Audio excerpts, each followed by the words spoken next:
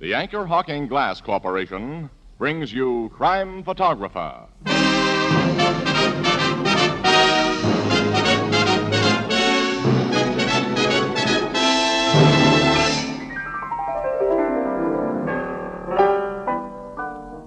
Say, Ethelbert, what's today's date? It's the 17th, Casey. How do you know? Because tomorrow's the 18th. It's a famous day. What do you mean, a famous day? It's the anniversary of the famous ride of Paul Revere. Did I hear somebody say famous? Why, I was just going to talk about something famous. Is that so? Sure, Anchor Hawking, the most famous name in glass.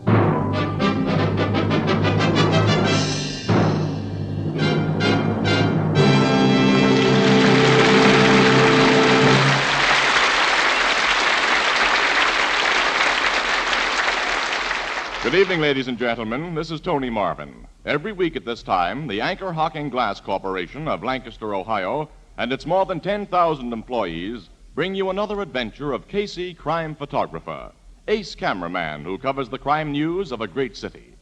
Written by Alonzo Dean Cole, our adventure for tonight, Box of Death.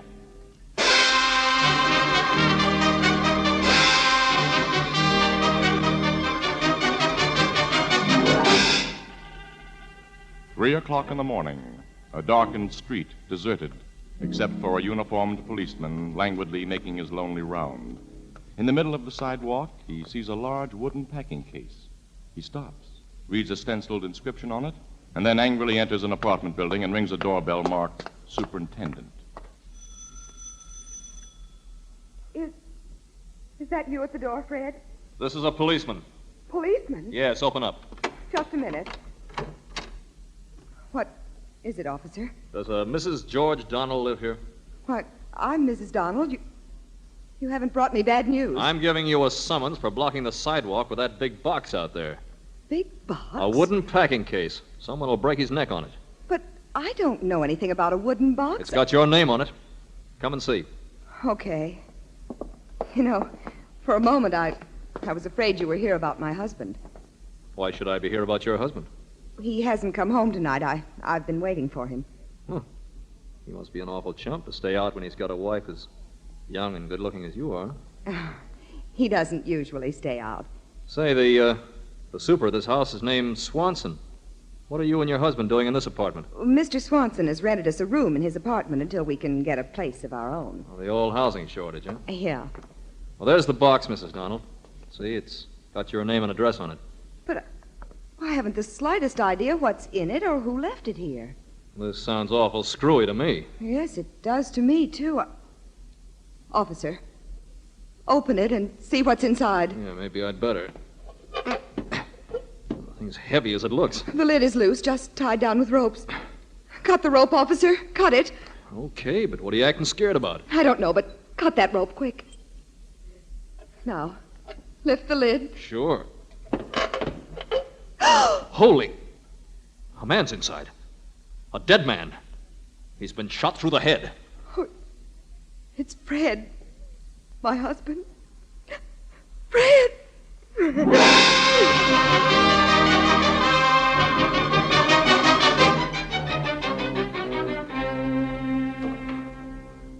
Well, then, Captain Logan, I took this girl, this Mrs. Donald, as she called herself, back here to the super's apartment where I got on the phone and called you homicide, Dixon.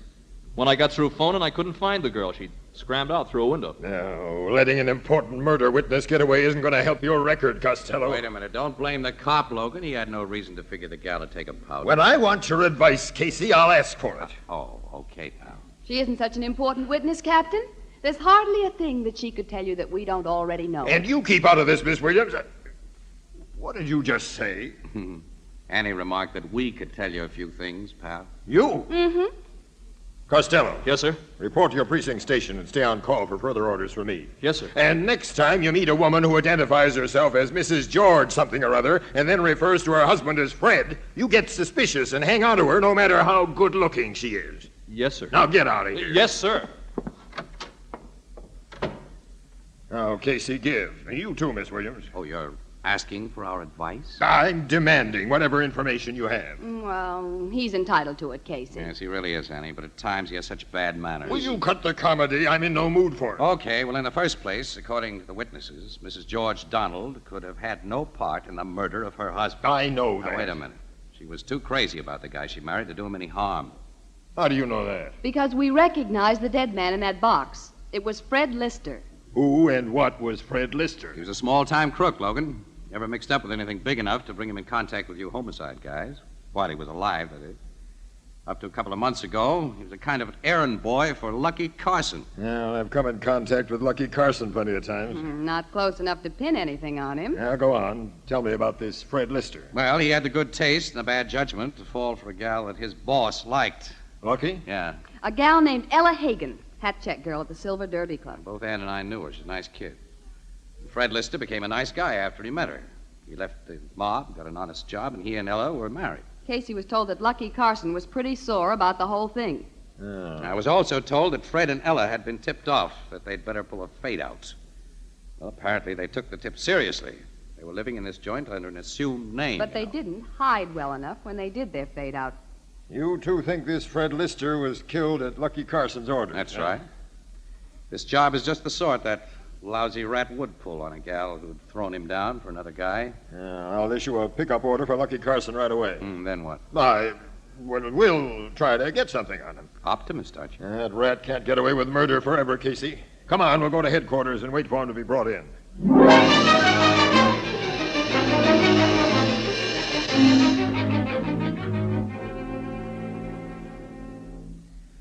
I don't know why you're always picking on me, Captain Logan. It's time you got wise to yourselves and laid I'll off. lay off after I'm able to prove something, Lucky, and you're out of circulation for keeps. That statement implies the malicious persecution of my client, Captain Logan. You keep out of this, Webster. And that's another thing. Of course, it was mere coincidence that your lawyer was with you when my men picked you up this morning. Sure. Purely coincidental, Captain. I happen to be spending the night at Mr. Carson's apartment. And 3 others of my mob, my business associates, was with us. Someday you'll slip up on one of those phony alibis. You should realize that, Webster, and stop playing with trouble. You've got more brains than Lucky and his kind. Who says Webster has more brains than me? You heard me say it, didn't you? He's trying to get you sore, Lucky. Now, don't fall for it. Now, since you haven't a thing on my client, we'll be leaving here, Captain. So long, Captain. Poor Fred Lister was a nice punk. I'll be sending a swell hunk of flowers to his funeral, and I hope you get whoever bumped him off. Only I doubt if you will. Don't be too sure. Okay. So long, Casey. And Miss Williams. Lucky. Yeah? Say, what's that thing on your watch chain? You've been rubbing your fingers over it ever since you came in here. It's my luck piece, Casey. Your luck piece. Yeah. It's just an old Indian head penny with a hole bored in it. But I wouldn't sell it for $100,000. I found it on the street one day when I was a punk. It's brought me luck ever since. Look at me now. Lucky thinks it's a reason for his success. Well, for a long time now, I ain't been able to hire and fire brainy guys like you, and I mean I have. Well, I wasn't saying that you weren't right about it. Yeah. Let's get out of here. Open the door. Oh, sure, Lucky. Sure. Get smart, Captain. Lay off me from now on. Get out of here, both of you. So long. Those lousy rats. And there isn't a thing I can do to them. That lawyer Webster's really worse than Lucky because he knows more. Lucky doesn't like anyone to say that, Annie. I noticed that. I never knew about that Indian head penny before. Well, nearly all crooks carry something they think brings them luck. Doesn't look as though you'll pin Fred Lister's murder on Lucky, Captain. No. From where we sit now, Miss Williams, there isn't a chance. I don't agree with that, Logan. Why not? I'm going to have a talk with Fred Lister's wife. With Lister's wife? Yeah. I think I can find Ella through a close friend of hers, Annie. Well, why haven't you said so before? You know I want to question that gal. Questioning her won't get you anywhere, Logan. I want to tell her a few things.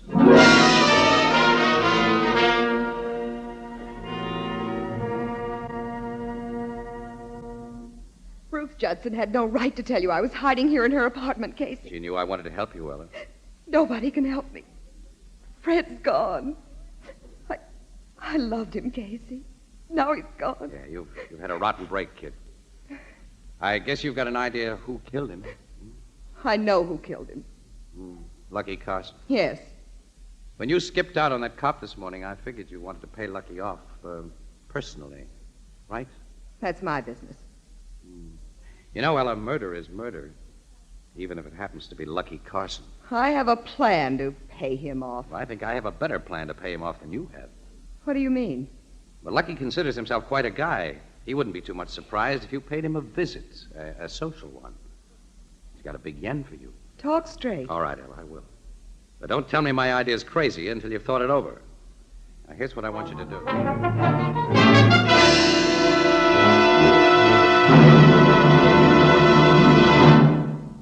Not all glass is alike. In fact, there are almost as many different kinds of glass as there are flowers in your garden. Some glass is produced for fragile beauty, others for sturdiness. And Anchor Hocking, the world's largest maker of household glass, produces glass of all kinds. The particular glass we're going to talk to you about tonight is Fire King oven glass, which combines beauty and sturdiness to an unbelievable degree. Now, you use Fire King oven glass for baking and for serving. It's so impervious to heat that it's guaranteed for a full 2 years against oven breakage. And a special Fire King process makes its surfaces actually mirror smooth. Fire King oven glass won't absorb baking stains. It won't absorb baking odors. It comes clean miraculously. Now, big 2-quart Fire King oven glass casseroles, pie plates, mixing bowls, and utility dishes of all kinds are now available at your favorite chain, variety, hardware, and department stores, all at incredibly low prices. Fire King oven glass is a product of Anchor Hocking, the most famous name in glass.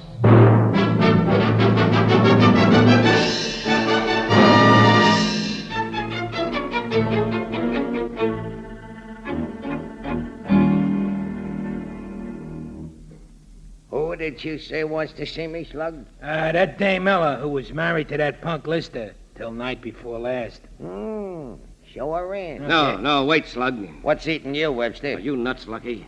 That dame came to your apartment before her husband's even buried for just one thing. You. She knows now that I don't stand for no crossing up. And dames go for guys who taught them a lesson. Some dames don't, and this Ella Can looks... I'm no dope. Bring her in, Slug. But don't take your eyes off her. If she pulls a phony move, you know what to do. Yeah, okay, Lucky. You get behind that screen, Webb, and watch her. I'm not one of your bodyguards. You better be if this babe tries a fast one.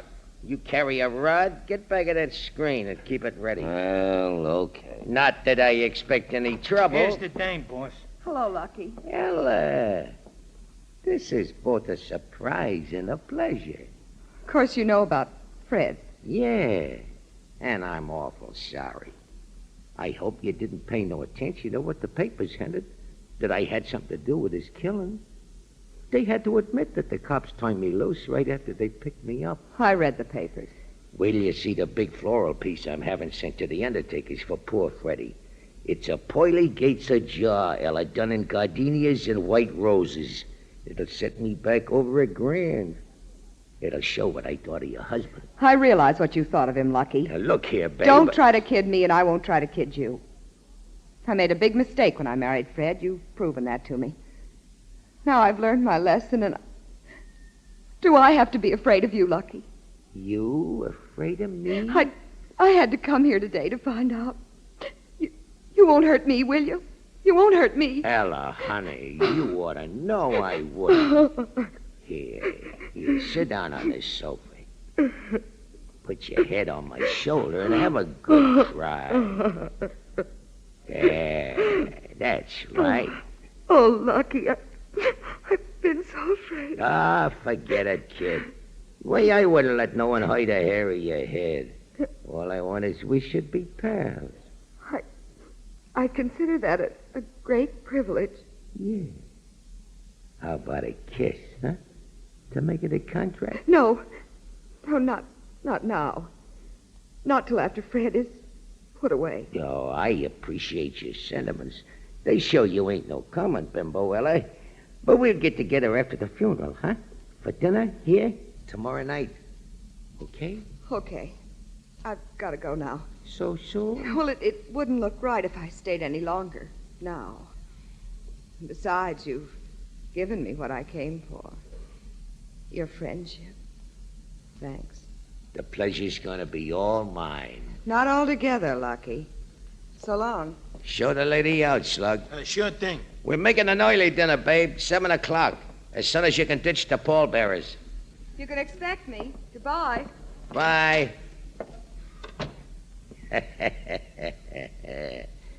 You can come out now, Webb. Oh, thanks. Well, she didn't try no fast ones, did she? No, you were right. I was wrong. That's the way it usually is. The dame's gone, boss. I sure gotta hand it to you. I get what I want, Slug. If not one way, I get it another. Webb. Yeah? Run over to my caterer's joint and tell him to fix up 2 dinners for tomorrow night. And be sure he has crepe Suzettis. They'll be appropriate for after the funeral. Get going. Oh, see here. I'm your lawyer. You're whatever I tell you to be. On your way. Oh, all right, as soon as I get my coat. Boy, I sure envy you, boss. It'll be nice having that cute little chick all alone. You was born lucky. No, I wasn't born that way, Slug. I was always unlucky, till one day I found this, It's gone. Huh? My penny. My Indian head penny. Penny? And my luck piece. Look, Fred Webb. You too, Slug. Okay. Must have fallen on the floor. I know it was hanging on my watch chain just a few minutes ago. Well, I don't see Hit it. it to Look right. for it, you dopes! Well, yeah. I was rubbing my fingers on it for luck when Ella come in. So I'm sure I... Ella, What's the matter now? she took it. Stole it. That dirty little double-crosser. Wait till I get her with my lucky penny. Come on, we're going after her and... Look out, boss! He tripped over that footstool. Yeah. His head hit that piano leg. He's that cold. Flat on his puss. Yeah, flat on his puss. Gee, I never knew Lucky to meet with an accident before. Hey, it's funny, ain't it? Don't let him hear you laughing when he comes to. I ain't laughing. I mean, it's funny him taking a nosedive right after he lost his lucky penny. Yes, Slug, it is funny. Wonder what he'll think about it when he comes to.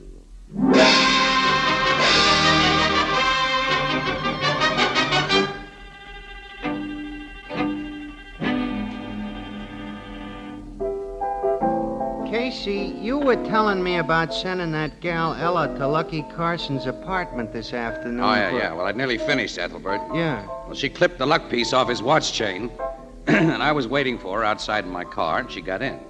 I took her back to her hideout, and that's all there was to it. You figure losing that engine head penny's gonna bother Lucky a lot? I think it'll do a lot more than bother him, Ethelbert. He's a dumb guy and a superstitious guy. The loss of that luck piece will drive him haywire. Mm-hmm. And when a crook in Lucky Carson's position doesn't watch every step he takes, well, he only has to make one mistake, Ethelbert. Yeah, which the cops will be watching for like a bunch of hawks. Captain Logan knows about your scheme, huh? Oh, sure, yeah. He's giving Ella Lister plenty of police protection, too. You've told him where she's hiding out? Naturally. Well, Lucky's pretty sure to figure that she took that penny, and he'll try to get it back. Tomorrow, he'll be tipped off to her hideout, accidentally, on purpose. And then, unless I'm completely wrong, he'll make his mistake. Say, what's she done with the penny, Casey? I have it. Ella hates Lucky so much she didn't want anything around that belonged to him. Let me see the thing. There it is. Yeah, it's just an old penny with a hole in it. You think it's really Lucky? Of course not. How could it be? Luck's mostly a matter of belief, pal. Self-confidence, I guess. You got it or you haven't got it. I don't know about that. I'll give you $1 for this penny, Casey. Look, if you want the thing, I'll give it to you, Ethelbert. You will? Well, sure, it's yours. Here. Oh, gee. Yeah, but don't let Lucky Carson know you got it. You might find yourself in a spot. Oh, I won't let nobody know I've got it, except you, of course. Okay. Well, come on, Annie. It's getting kind of late. I'll drive you home. Okay, I could do with a little sleep. Yeah. Well, good night, Ethelbert. Night, Casey. Night, Miss Williams. Night, Ethelbert.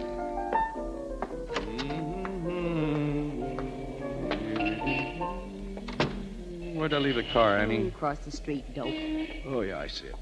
Boy, I'm tired, huh? Hello, So- Casey. Huh? Lucky. Uh-huh. Evening, Miss Williams. Hello. I want you two should meet one of my boys. This is Big Slug. How are you? I'm okay. You already know Webster. Yeah, nice to see you two again. So nice, we're keeping you with us for a You're while. keeping us waiting. Their hands in their pockets, Annie. They got guns on us. That's right. We're all getting into this car here, like old friends. You first, Slug. Casey next. Hey, what's the big idea? We'll talk about that later. Get in. Okay. You too, Miss Williams. I guess I haven't much choice. You haven't. You drive, Webster. I'll sit in back with Slug and our friends. Now I must show. Get going. Okay. Where are we going? To keep you from asking so many questions, Casey. Here. Hit him with that gun. Give this babe the same, Slug. Sure.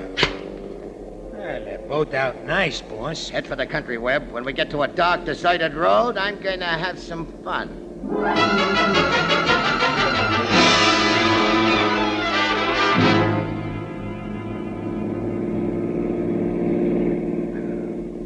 This mug's finally coming to, boss. You put real stuff behind that crack on the head you give him. Where? Casey, I thought for a while he killed you. I wouldn't do that, Miss Williams. Yet. You feel good enough to talk now, Casey? Is that talk, Lucky? Yeah. Where's my lucky penny? We don't know anything about a penny. Can it, Casey? I know you put Ella Logan up to stealing it. Lucky discovered his loss right after Ella left this afternoon. He was about to go after her when he had a little accident. Never mind about that. Accidents can happen to anybody. Sure, Lucky, sure. Anyway, I had the foresight to go to a window and see Ella leave the building and get into a car.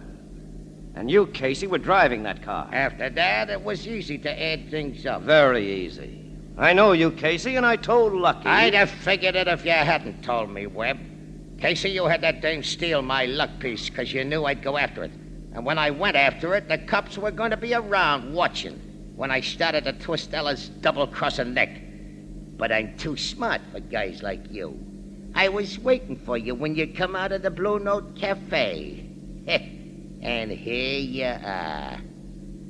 Now, where's my penny? I don't know. No? No. You'd better come clean. You've already searched him. You know he hasn't got it. He can tell me where it is and how to get it. I think, Lucky thinks that Ella wouldn't keep anything that belonged to him because, well, for some unaccountable reason, she doesn't like him. That's right, Webb.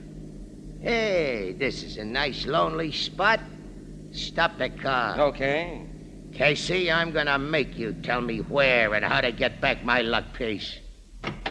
Pull him out of the car, Slug. Come on, guy. Come on. Casey, they'll torture you. I got to No. Keep quiet, Aunt. Big Slug here will break every bone in your body, Casey.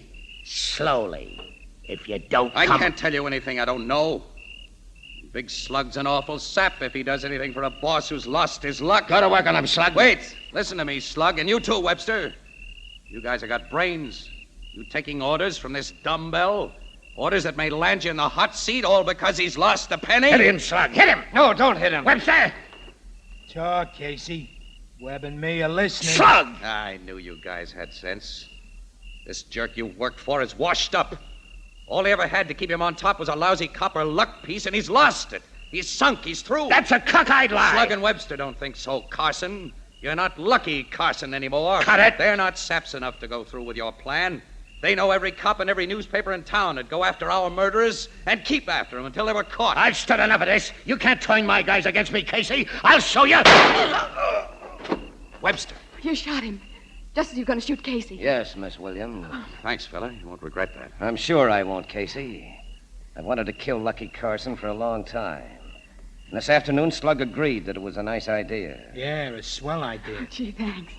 Thanks for saving our lives. Oh, don't thank us yet, Miss Williams. Or you, Casey. Why not? Tell him, Webb. You and Miss Williams would prove awkward witnesses if Slug and I were brought to trial. Remember, I'm really a lawyer. You... I mean to become boss of the former Lucky Carson mob. Yeah, and when your dead bodies are found close to Lucky's, why, the cops will figure he shot you and you shot him. That's right, Slug. You see, Casey and Miss Williams, we're going to kill you with a gun Lucky didn't have a chance to use, and then return the gun to his dead hand. The gun I shot him with will be found close to you. You get it? You shot him and he shot you. Yeah, we get it. Oh, Casey. No. Don't see any way out of this one, kid. There isn't any way out. Pick up Lucky's gun, Slug, and do the job. Oh, you thought up this swell idea, Webb. It's your right to do it. No, I don't mind. First, I'll put this gun that I shot Lucky with near Casey so that it will look as if he dropped it. Yeah. Just right about here. Now, You keep him covered, Slug, while I get Lucky's gun. No, you don't, Webb. Slug, what goes? You're the smart guy, Webb, but I'm smarter. I'm gonna be the boss of this mountain. No, don't shoot, Slug. Don't shoot. Well, he's done for. Now, lady and Casey, I'm... Webster dropped his gun too close to me, Slug. Casey, did you kill him, Casey? Did I kill him? I hope not, Annie. Hey, look, will you, and see, I never shot a guy before.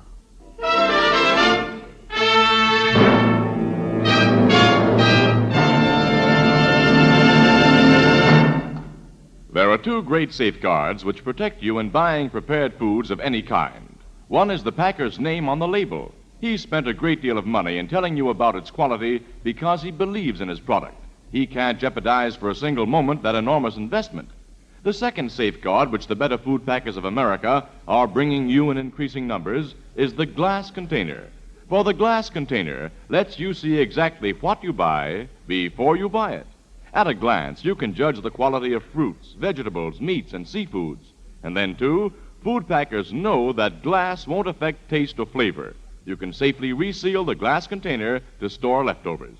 Now, it'll pay you to shop for foods packed in glass and to let your retailer know that you prefer foods packed in glass. Crystal clear, sanitary Anchor glass containers, which bring you so many of the better brands of food, and the Anchor vacuum caps, which protect them, are products of Anchor Hocking. The most famous name in glass.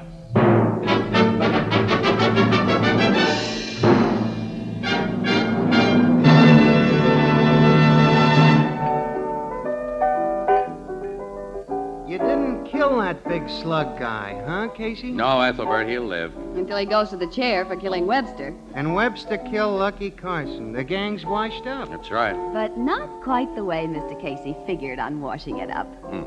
Well, okay, Annie, rub it in. I can take it.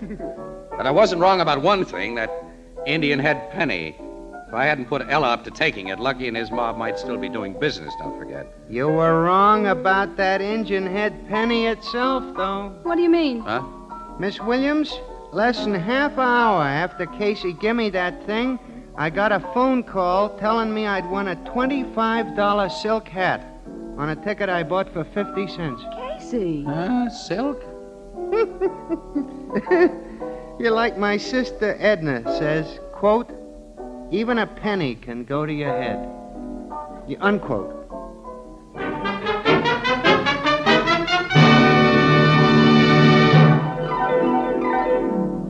Crime Photographer, starring Stotts Cotsworth as Casey, is brought to you each Thursday by the Anchor Hocking Glass Corporation, makers of Fire King Oven Glass, Anchor glass containers, Anchor caps and closures, all products of Anchor Hocking, the most famous name in glass.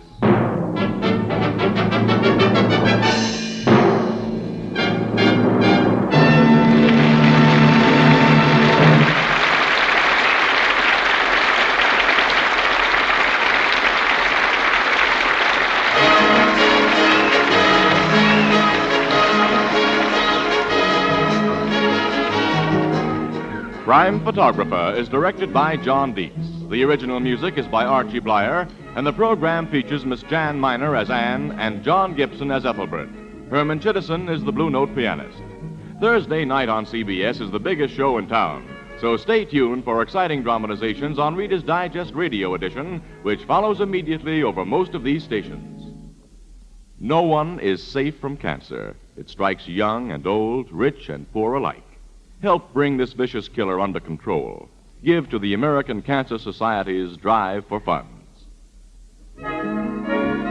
This is Tony Marvin saying goodnight for the Anchor Hocking Glass Corporation of Lancaster, Ohio, with offices in all principal cities of the United States and Canada. This is CBS, the Columbia Broadcasting System.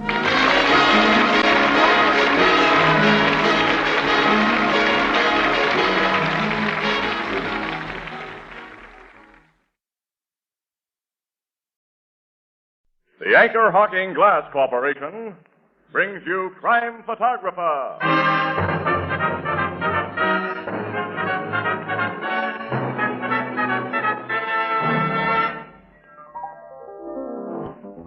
Hi, Ethelbert. How's things? Okay, Casey. Say, Tony was in here and he dropped his card. Let me see. It says AHTMFNIG. I wonder what that Here means. comes Tony now. Hey, wait a minute. See if I can get it. Hi, Tony. What does AHTMFNIG mean, huh? Oh, what, you don't know? Why, everybody knows, Casey. Huh? Everybody knows that means Anchor Hocking, the most famous name in glass.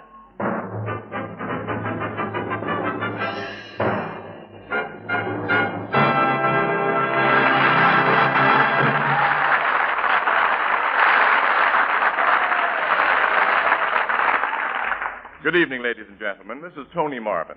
Every week at this time, the Anchor Hocking Glass Corporation of Lancaster, Ohio, and its more than 10,000 employees bring you another adventure of Casey, crime photographer, ace cameraman who covers the crime news of a great city. Written by Alonzo Dean Cole, our adventure for tonight, Queen of the Amazon.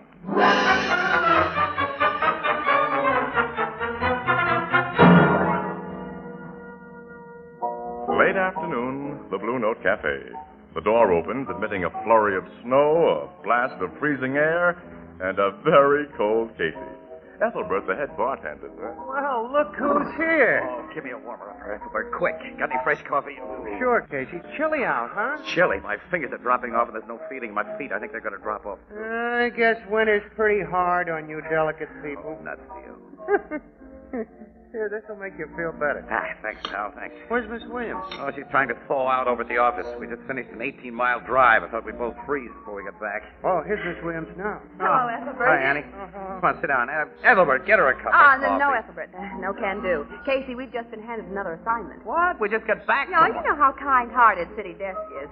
We now get back into our nice cold automobile and drive out to a little farm near the Lindenhurst Aircraft Plant. Oh, near Lindenhurst Aircraft. Well, that's 20 miles out and 20 miles back, Yeah, Annie. that's all. And we cover an attempted burglary. An attempted Oh. The woman who runs the farm caught the burglars before they could take anything. The two yeggs are now in cells at the old Turnpike police station. Annie, there's no news value in that kind of a yarn. Certainly not enough to warrant a 40-mile drive in zero weather. Listen, I'm going to go up and talk to that murderer that calls himself a city editor. I'm going to tell him Now this. hold it, Casey. What? We're going to have a swell comedy story. Comedy? Mm-hmm. The two would-be burglars took quite a beating from the little farmerette who discovered them. You see, she used to be with a circus. Her specialty was bending iron bars into pretzel shape. And she was billed as Marina, Queen of the Amazon. A circus strongwoman. Uh-huh. Imagine two dopey eggs trying to rob a circus strong lady. Yeah. You think it'll be worth a long, cold drive, Casey? Nothing's worth that, but let's go.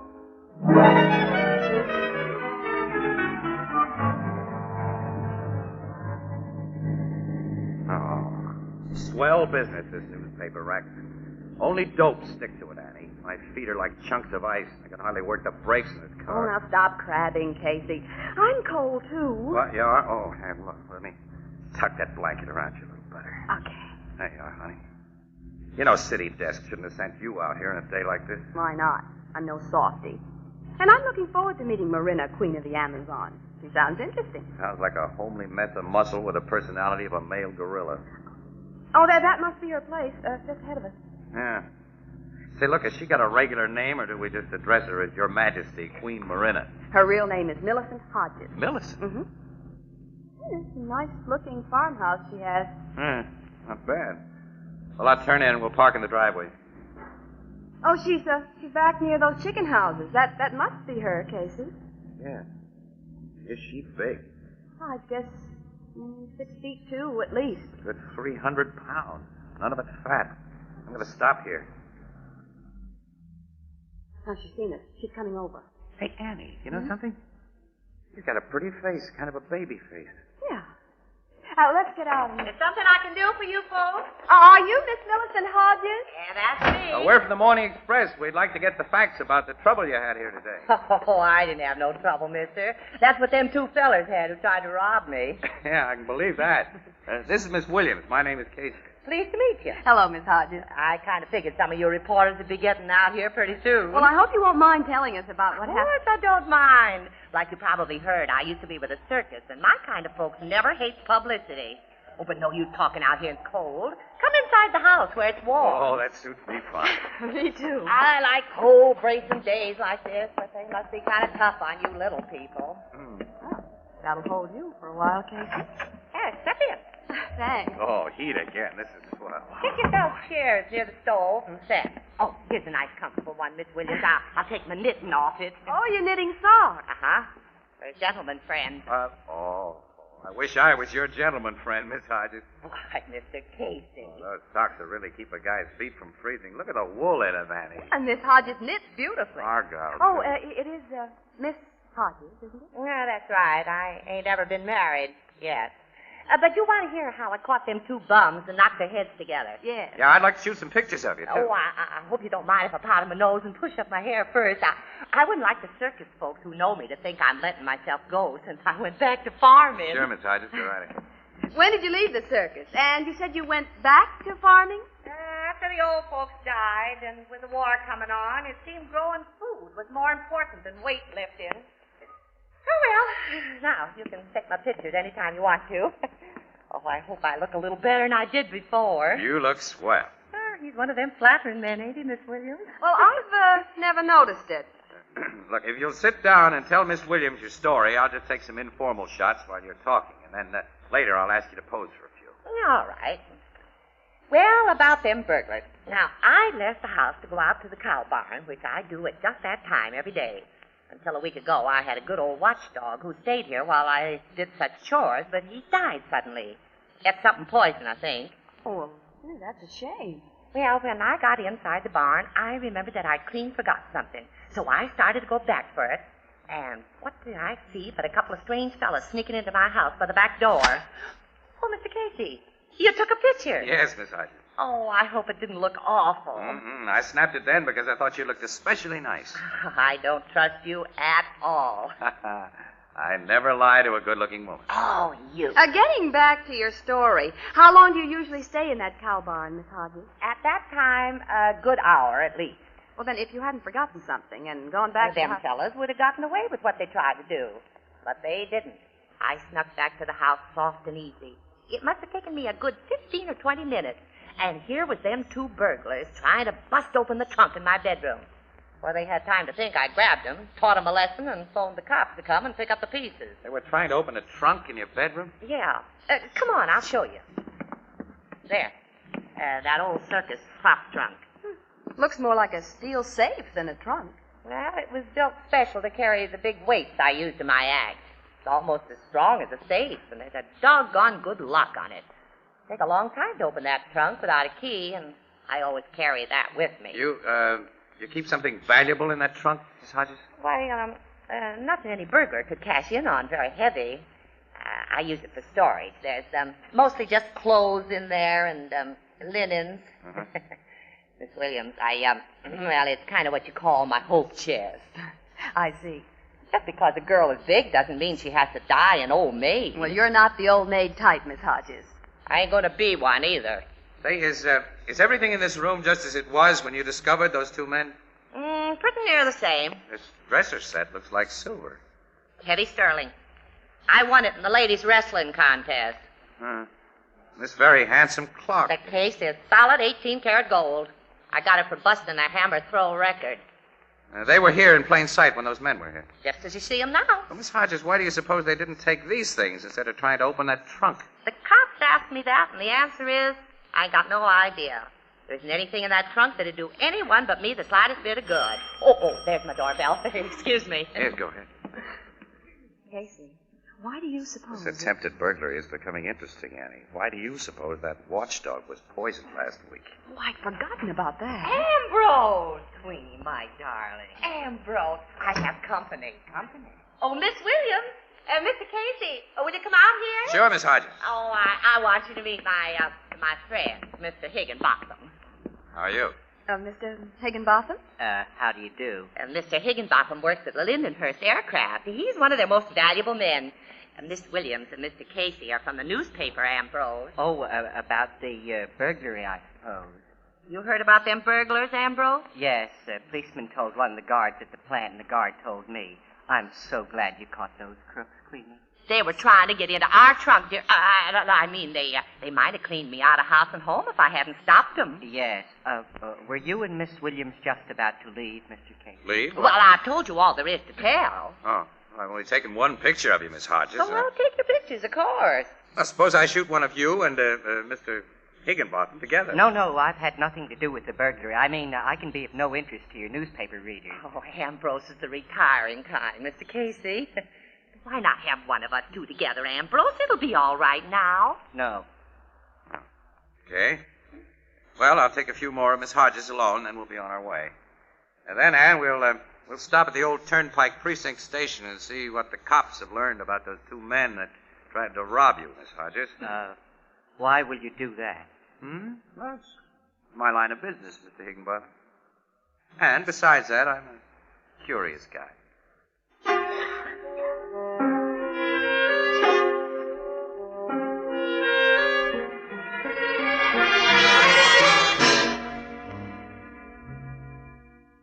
I got a headquarters report on the fingerprints of those two eggs just before you and Miss Williams walked into the station here, Casey. Yeah?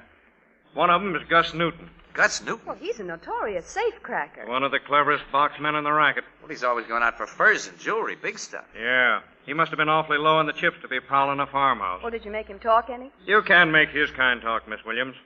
Or guys like the other fella. Who's the other fella, sir? Name's Loader. The FBI want him for suspected espionage and illegal entry into this country. Funny, ain't it? Yeah. So what do you know about a guy named Ambrose Higginbottom, Sarge? Oh, he's the little shrimp Big Queenie's sweet on. Works for the Lindenhurst aircraft. Yeah, that's the guy. Is he okay? He couldn't hold a job at Lindenhurst if he wasn't. They're doing some hush-hush government stuff there, and their employees are investigated pretty thoroughly. Why do you ask about him? I was just curious. What do you know about Miss Hodges, Sergeant Rourke? Plenty, Miss Williams, and all of it good. Queenie's a little weak in the head where men are concerned. Her size makes most guys fight shy of her, and she don't like it that way. But a better woman hasn't been made yet. I figured that. Well, thanks, Sarge. Come along, Annie. We'll do back at the office. Yeah. So long, Sergeant. Drop in again when you're out here in the sticks. Yeah, we will. So long. So long. I hate to face this cold again. Me too. After I drop you at the office, Ann, I'll have this trip to make again. Why? Because I'd like to know more about that big trunk of Miss Hodges. Gonna pay her another visit this evening. You mean we'll pay her another visit? No, Annie. I'm making this call alone. Oh, why? Annie, look. Miss Hodges is a gal. When a guy wants to make himself popular in Florida, he doesn't go there with a crate of California oranges.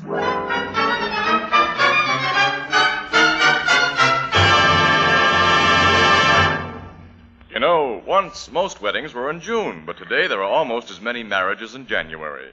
So if you have the problem of selecting a wedding gift, I'd like to suggest Anchor Hocking's amazing new kind of dinnerware, Jadeite. Now, it's spelled Jadeite, Jadeite. And Jadeite has the color and texture of rare oriental jade, yet it's as sturdy and heat-proof as the oven glass you use for baking, and it costs less than half as much as any other dinnerware you can buy. A 35-piece Jadeite dinner service for 6, including 6 cups, 6 saucers, 6 dessert plates, 6 salad plates, 6 dinner plates, a big vegetable bowl, a platter, and a sugar and creamer set, costs less than $5. Now, naturally, you needn't wait for a wedding to buy Jadeite. You'll find it in open stock at chain stores, department and hardware stores, as well as other stores selling chinaware and glass. Now, remember the name, Jadeite, the newest triumph of Anchor Hocking. The most famous name in glass.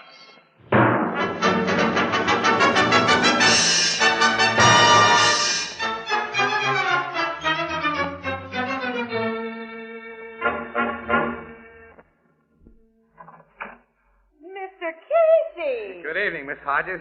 I hope you'll forgive me for intruding on you again, but some of the pictures I took of you this afternoon didn't do you justice, I thought, and, well, I kind of thought you might be kind enough to let me shoot some more. Why, of course. Come in. Oh, thanks very much. That pretty little lady, Miss Williams, isn't with you. No. Oh, that good-looking gentleman I met here, Mr. Higginbottom, gone. Ambrose left just a few minutes ago. I cooked dinner for him. You did?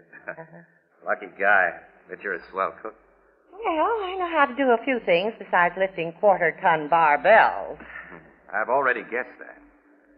Pick up your overcoat, Mr. Casey. Aye. Don't you feel the cold when you go out again? Thanks. Oh, wait, I got something in my pocket. Hope you won't think I'm presuming too much on short acquaintance of it. Well, this is for you. The box of it. Your chocolate creams. Hope you like them. Oh, they're my favorite candy. I'm glad. Oh. Well, I suppose you want to take those pictures as soon as possible so you can get back to your office. I'll go pat him a note. Oh, I'm in no hurry. No. Matter of fact, I'd like to talk to you while Miss Hodges gets better acquainted. What do you mean, Mr. Casey?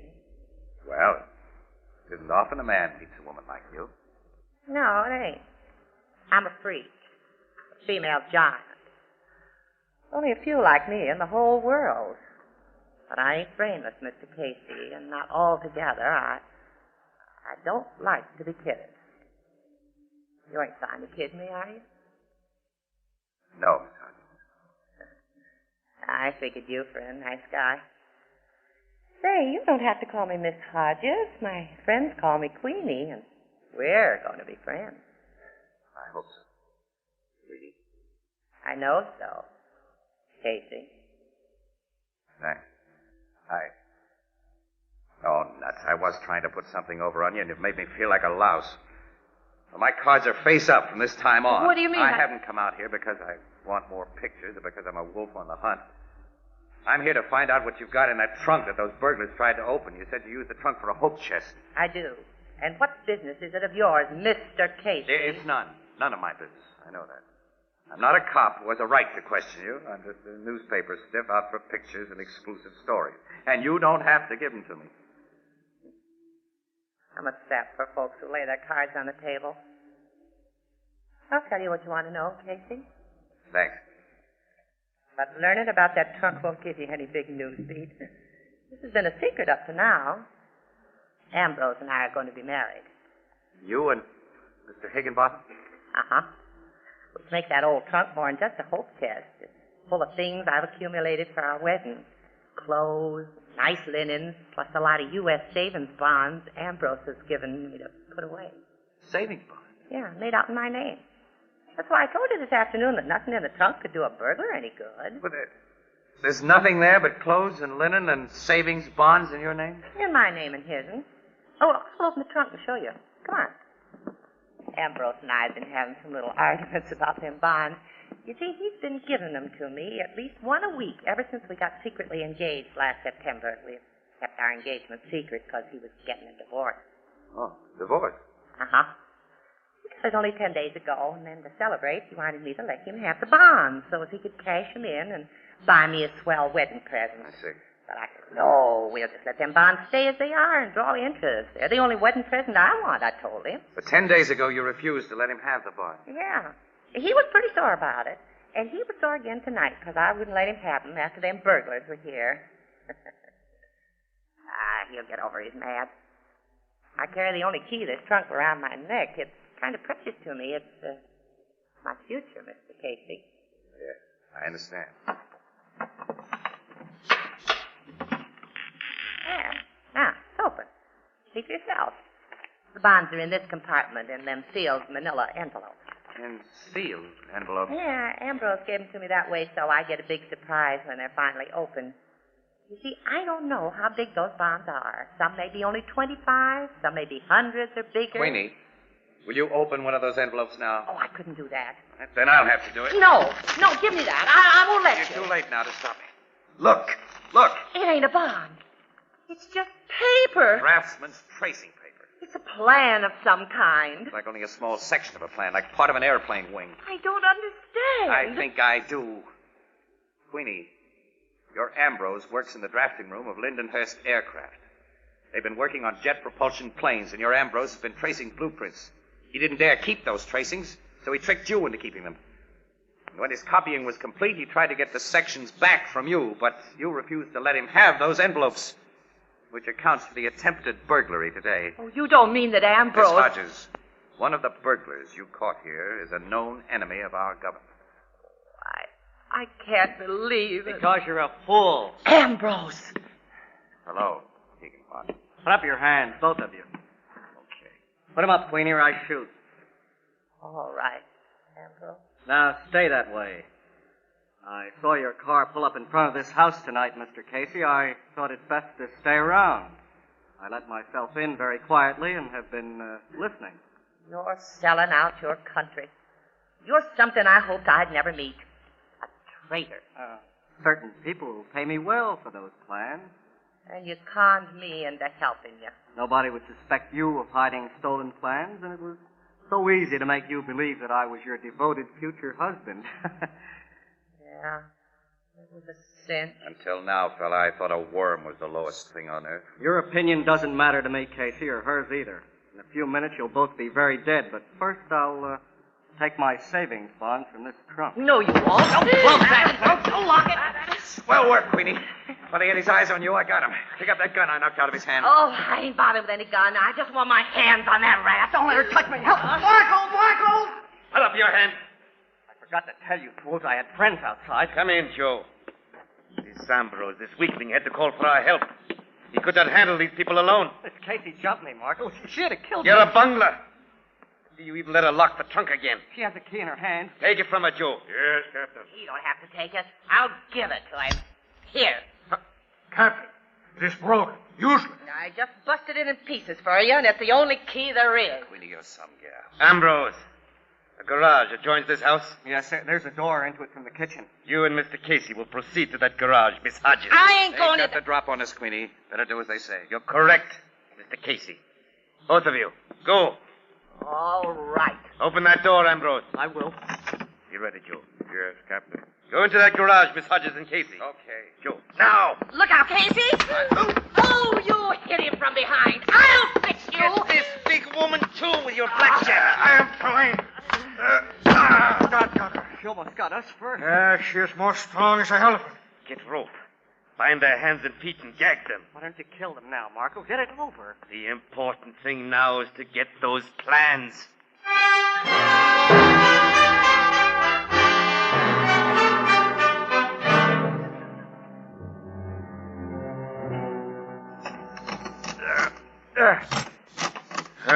The lock is very loose now, Captain. It's beginning to break free. It has taken a very long time. It's strong lock. Riveted to steel. I have broke it off. At last. Open the lid. There are the envelopes, Marco. I see them, Ambrose. I put them in my pockets. Now, you'll pay me for them. The complete plan is there, ready to assemble. The complete plan, the secret plan. You will be paid. First, I have another appointment to make. Those two in the garage. You mean you're going to kill them now? Yes. Bring that little crowbar, Joe. It will be a quiet instrument of execution. Come, both of you. I'm looking forward to this. That Casey nearly twisted my arm off, and Queen... There will be nothing personal in their punishment, Ambrose. I don't care why or how they get what's coming to them, just so they don't get it before they can turn me over to the FBI. Joe, you bound them very securely? Yes. Even the big woman could not get free, Captain. See? They lie on the floor just like we left them. Their eyes are open. They have recovered consciousness. That's good. Put away your gun, Ambrose. None of us need such noisy weapons now. You're the boss, Marco. The woman off my throat. Free! It was nice of you guys to come within our reach. I've finished my bunk, Queenie. Oh, so have I. Now it's your turn, Ambrose. Let me go, Queenie. Don't. Not too hard, Queenie. Leave something for the cops to take away. Oh, they'll take Ambrose away in sections, just like he stole them plans. What? The window. Oh, someone's crashing in the door. Pick up your hand. Who? FBI man. FBI. You heard me, Casey. Bill Travers. You surprised? Surprise. Am I? How did you get here? Why? We've been waiting for Higginbotham and these guys to come out of the house and walk into our arms. But then when we heard a battle going on in the garage here, it seemed best to cut in. Hey, you've done a job on these birds. Wait a minute, Bill. You knew about Higginbotham and those stolen plans? Well, the FBI doesn't miss many bets, Casey. I'll say they don't. Well, we've been wise to little Ambrose ever since he first traced the section of a secret jet plane blueprint and smuggled it out of the Lindenhurst plant. And after that, we made it easy for him to trace and smuggle out sections of the wrong blueprint. The wrong one? That's right. You see, we had an idea that Higginbotham was using this place as a hideout for the false plan. But our real concern was to find the big boys. You mean you were watching them in this house when I came here? Uh-huh. We saw you come into the house, but we couldn't identify you in the darkness. You were an unexpected development that caused us a little worry. Why did you come here? Well, I was sticking my nose into something I might have known you FBI guys would have under control. Say, Bill, look, I got a camera around somewhere. How about letting me do a job I do know something about?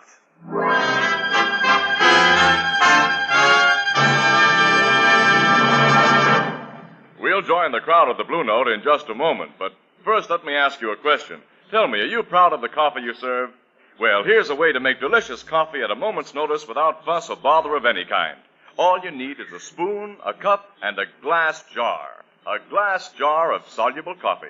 Put a spoonful of this delicious new kind of coffee in a cup, add hot water. That's all there is to it. But be sure your soluble coffee comes to you in convenient Anchor glass jars. That Anchor glass jar saves you so much trouble in measuring.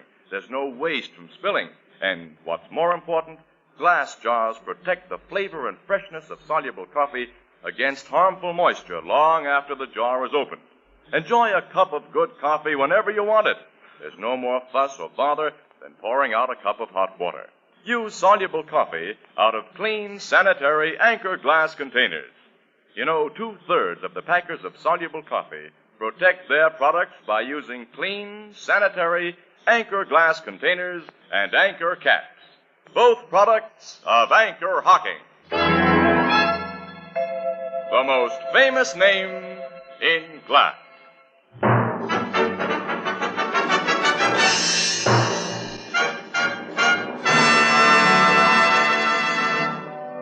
Well, that's what happened, Ethelbert. And Annie, you know, I still feel like a dope. Well, why?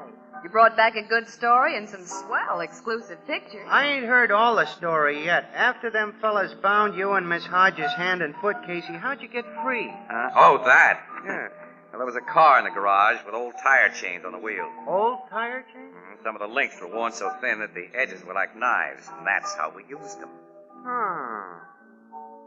That Queenie must be a swell fella. Oh, yeah. She's aces. Annie, you know what she's going to do? What?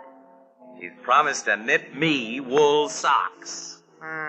Looks like you're going to have some romantic competition, Miss Williams. As my sister Edna says, quote, in the wintertime, the way to a man's heart begins with a pair of warm feet. Unquote.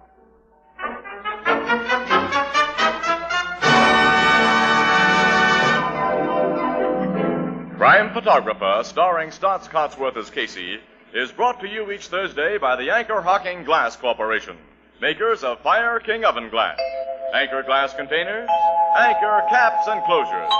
All products of Anchor Hocking, the most famous name in glass.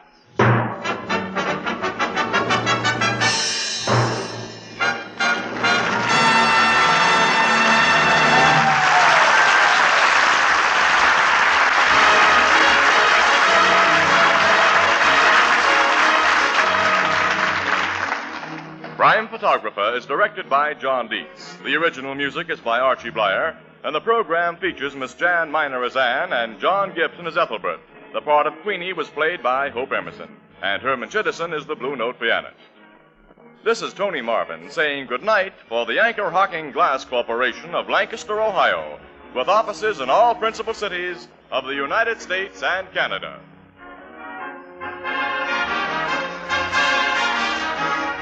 This is CBS, where 99 million people gather every week, the Columbia Broadcasting System.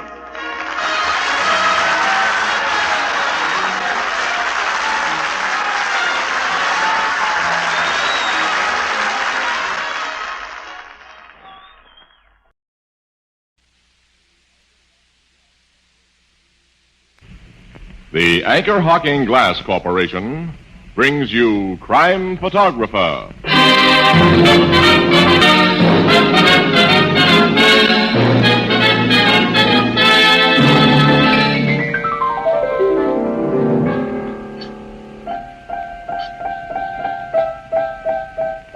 Ethelbert, what on earth's going on over there? Oh, that's Grace.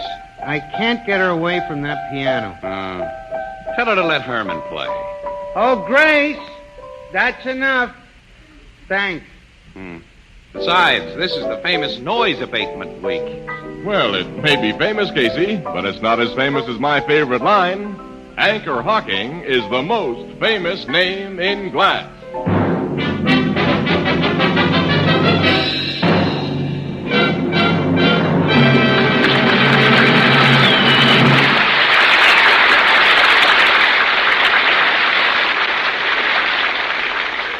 Good evening, ladies and gentlemen. This is Tony Marvin. Every week at this time, the Anchor Hocking Glass Corporation of Lancaster, Ohio, and its more than 10,000 employees bring you another adventure of Casey, crime photographer, ace cameraman who covers the crime news of a great city.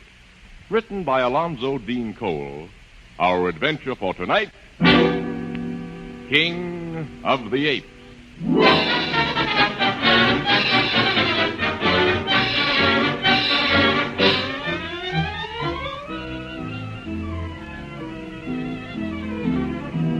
Mid-afternoon, the Blue Note Cafe. Leaning comfortably on the bar are Casey and Ann Williams. And behind the bar, its chief custodian, Ethelbert. You and Miss Williams are going to the circus tonight, huh, Casey? Yeah, we gotta go, pal. It's an assignment. Every year, Ethelbert, he's found an excuse to go to the circus. You think I like to go to the circus, honey? Well, if you don't, you'd better reserve yourself a chair in the old men's home. She's right, Casey. Any guy who can't enjoy the circus is slipping, and fast. I love the clowns and the elephants. I still like the brass bands and the peanuts and popcorn. Well, I go for the lady bareback riders and the lady acrobats and the lady... That's enough. Well, I just wanted to establish that I'm not slipping, Annie. I'm simply matured, that's all. What kind of assignment you two got at the big show? Principally, we're covering the feature act, King of the Apes. They say that's swell. According to pictures on the billboards, that fella, the king, keeps 20 or 30 giant gorillas under his complete control. Now, circus posters underrate a little bit, Ethelbert. The 20 or 30 giant gorillas are really 6 orangutans. And their trainer isn't the king. His name is King. Charles King. Oh. But an orangutan is a pretty big monkey, isn't it? Big enough. The full-grown male can break a couple of Joe Lewises in two. Then I guess 6 orangutans are plenty for a guy to go into a cage alone with. I'd say so.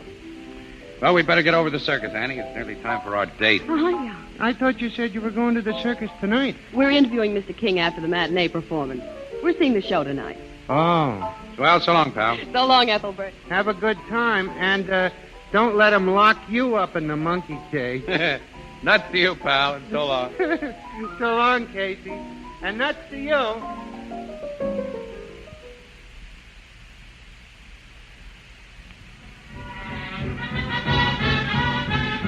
King's dressing room is this way, Annie. The afternoon show is still going on. Casey, let's peek through those back curtains. Oh, no. Look, we'll see the whole thing from out front tonight, Annie. Besides, that's the wind-up you hear now, the grand finale. Oh, yeah, I guess it is.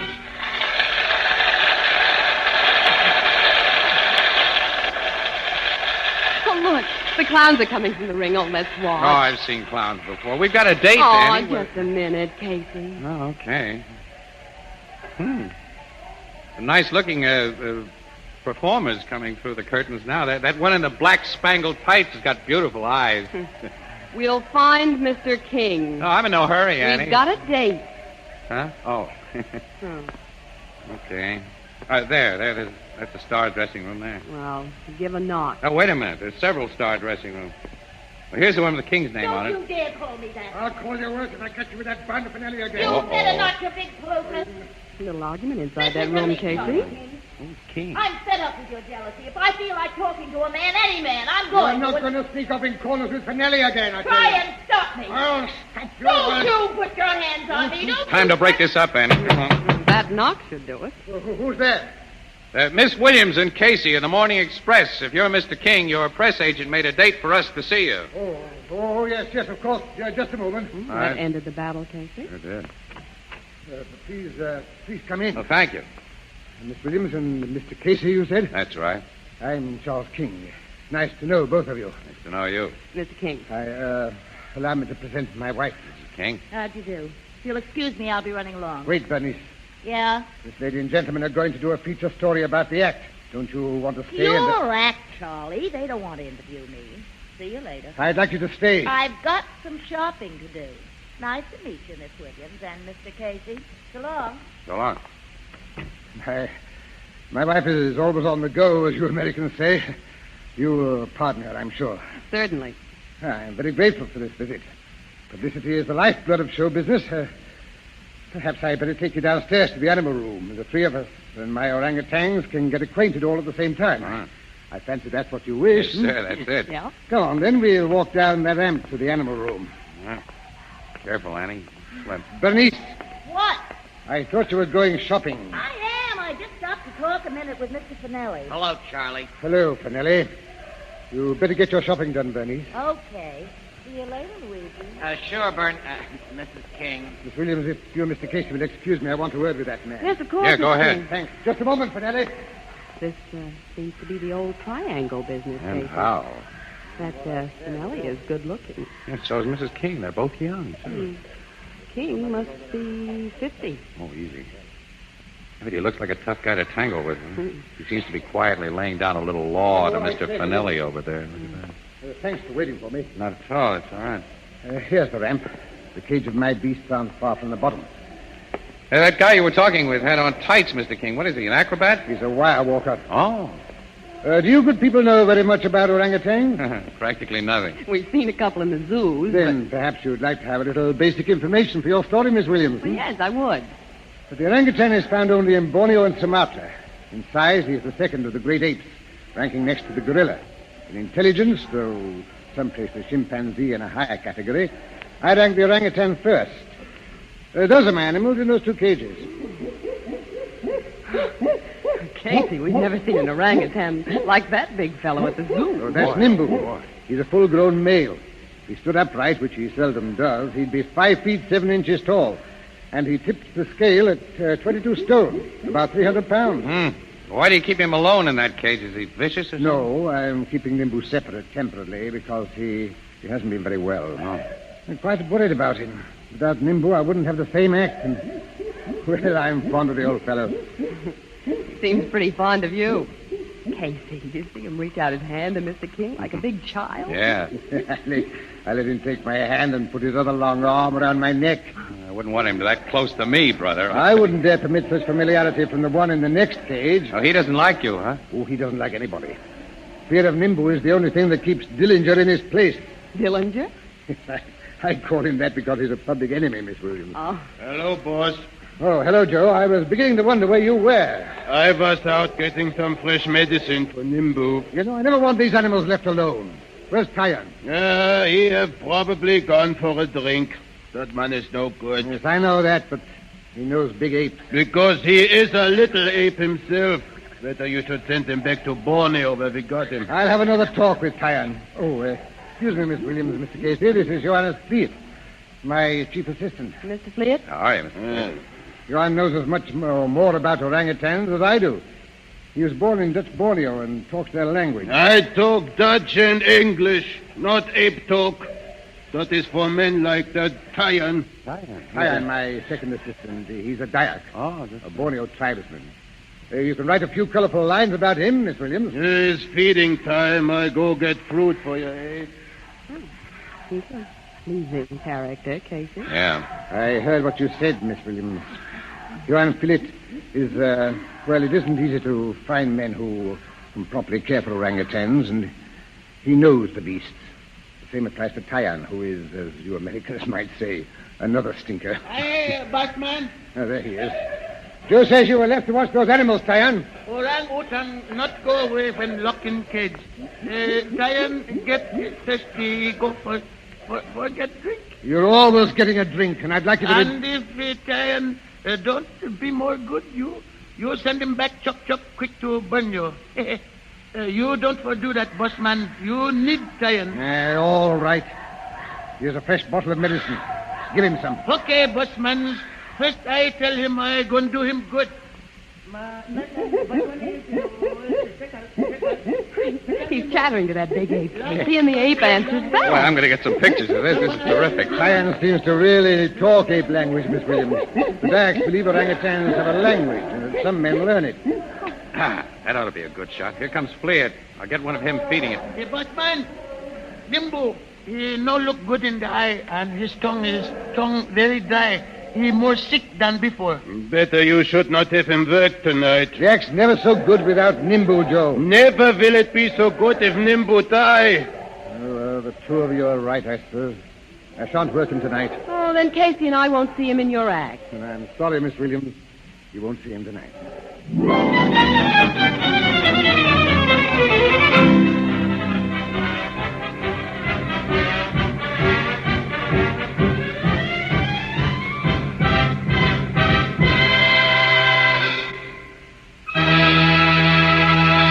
Children of all ages, the biggest show in the world is proud to present the most daring, colossal, engrossing, educational exhibition of man's mastery over the savage beast that has ever been witnessed in the history of the universe. Sit, Annie. This is King Jack. They're throwing up a cage, Casey. Ferocious, most dangerously intelligent animals known to man, orangutan. Well, that Nimbo sure looks dangerous and wise. Of the jungle the others we wilds saw of this afternoon. Borneo.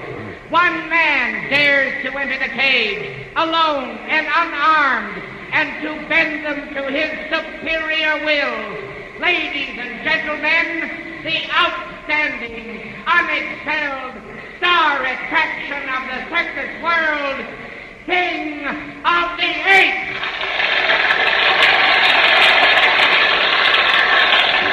Boy, that was some build-up, wasn't it, huh? The ringmaster did use a few superlatives. Oh, Mr. King looks nice in that Jungle Explorer's outfit, doesn't he? Yeah. His wife isn't half bad in her shorts. She is not in the cage. Oh, she's just outside over on the left there, Annie. Let's see. Look, Casey. They're letting the apes into the ring cage now from those wagons. Yeah, that Joe Fleet is superintending the job. I don't see Tyan. Oh, he's around somewhere, I imagine. Dillinger's coming into the cage now. Ooh, he's a mean-looking animal. I'm sorry we're not going to see Nimbo do his stuff. He's the real star of this act, you know. Yeah, and King depends on him. He told me he doesn't have to carry that big whip in the ring with him when Nimbo's there. Yeah, He's the boss. Look, Annie, look. The big bucks are going to ride those tricycles. Look at that, Annie. I thought you didn't care for circuses. Oh, well, it's part of my job to come here and take pictures, that's all. What was that? Funny cry, wasn't it? Animal or something, I guess. Casey, those big apes stopped riding in that car. King can't get them to start again. Seem to be listening. There it goes again. Hey, look at Dillinger. He's grabbed Mr. King. He's killing him. He's got him by the throat, Annie. Annie, I'm going to shoot some pictures of this. That cry we heard, Annie. I've got a hunch this wasn't any accident.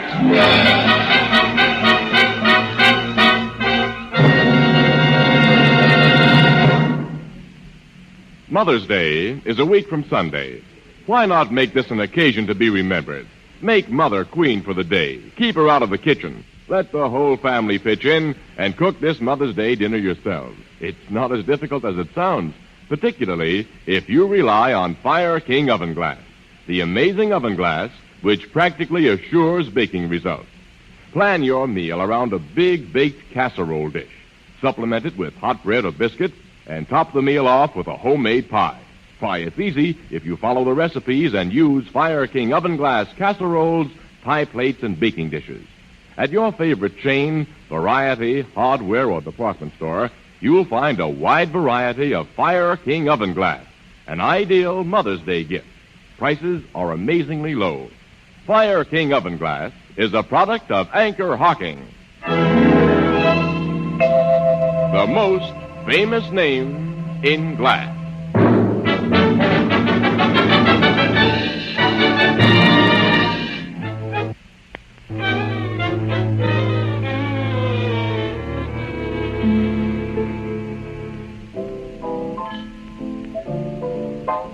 Mr. King of the Apes, was buried this morning, huh, Casey? That's right, Ethelbert, yeah. Miss Williams and I just came from his funeral. I suppose the circus folks gave him a big send-off. They did. The funeral was a circus in itself, complete with brass bands. And Mrs. King gave a fine center ring performance. What do you mean? Well, she put on a big act, Ethelbert. She shed crocodile tears all over the place. And we think she cared about as much for her husband as I care for, well, a 1940 model spring hat. Was that Wire Walker Finelli there, who you think is her boyfriend? No, he didn't come to the funeral. Neither did Tyann. Tyan's the other fellow who was King's assistant, huh? Yeah, the Dyak from Borneo. Who's inherited King's place in the act. You think one of them people had something to do with King's death, don't you? Yeah. King was crushed to death by that big orangutan, Dillinger. After he and the other apes in the ring had shown a marked reaction to the peculiar animal cries that everybody heard. Miss Williams and I had seen and heard Tyann talking to Nimbu that afternoon, and a lot of the circus people really believe that he has a special way of communicating with apes. And fantastic as it may seem, Ethelbert, those cries made by Tyann could have instructed Dillinger to turn on his master. That isn't fantastic at all, Annie. Not a bit. Dogs, horses, and lots of animals instinctively react to certain sounds, don't they? Oh, sure. It ain't hard to teach a pooch to sick 'em. Well, that's right. He wasn't seen by anybody when them cries were heard, was he? Tyann, I mean. According to his story, he'd had a few drinks too many and was sleeping them off in the animal's feed room. Another thing, Ethelbert, an expert from the zoo has examined Nimbu, and he says the big ape wasn't naturally sick. He'd been doped. Nimbu was the boss monk, and he liked King.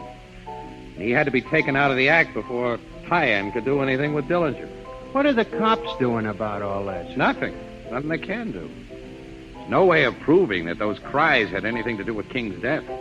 So it goes down in the books as, what do they call it, accident, incident to a hazardous profession, and that's that. And we can't even hint at our suspicions in the paper, Ethelbert, without letting the Express in for a libel suit. Yeah, but in my book, Tyann caused the death of Charles King, and I think Mrs. King put him up to it. She's now free to play around with Finelli. And Mrs. King owns the act since her husband's death.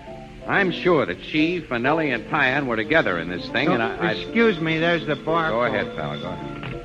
Hello, Blue Note Cafe, Ethelbert speaking. Yeah, just a minute. Your city editor, Casey. Oh, give me it. Here. Hello, Burke. Yes, I'm here again. What? What happened at the Hippodrome? Hippodrome? That's where the circus is. Tell me that again, Burke. We'll get over there right away. So long. What is it, Casey? Finelli has been murdered. Finelli? And Tyann has been arrested for the killing. Casey. Annie, this doesn't add up. It just doesn't add up at all.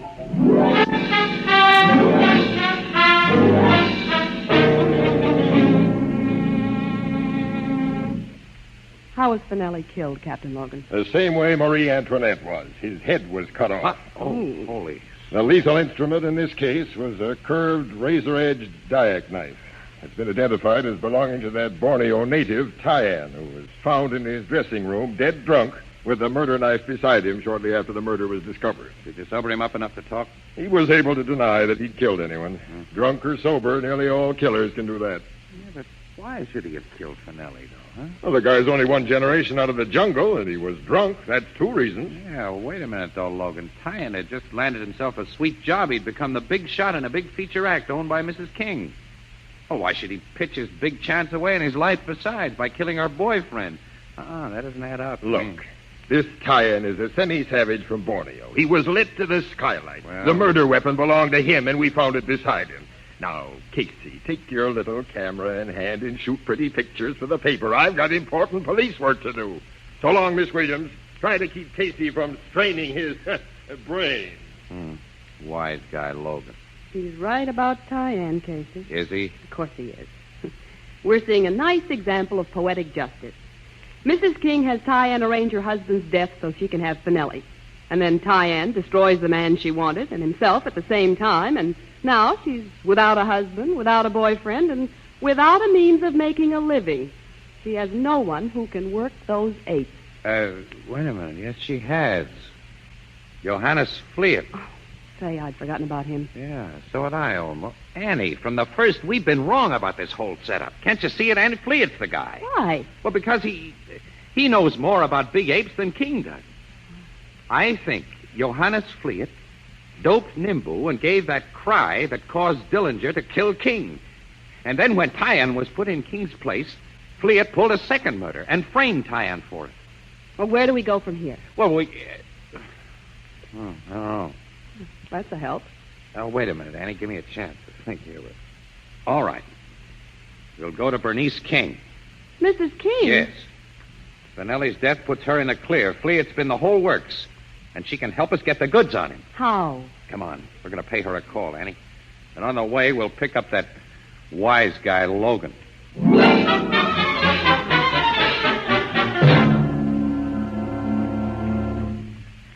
I think you're right, Mr. Casey. Thanks. You're more easily sold than I am, Mrs. King. I think he's altogether wrong. You would, Logan. Whether he's right or wrong, Captain, I'll take any chance to get the man who may have caused my husband's death.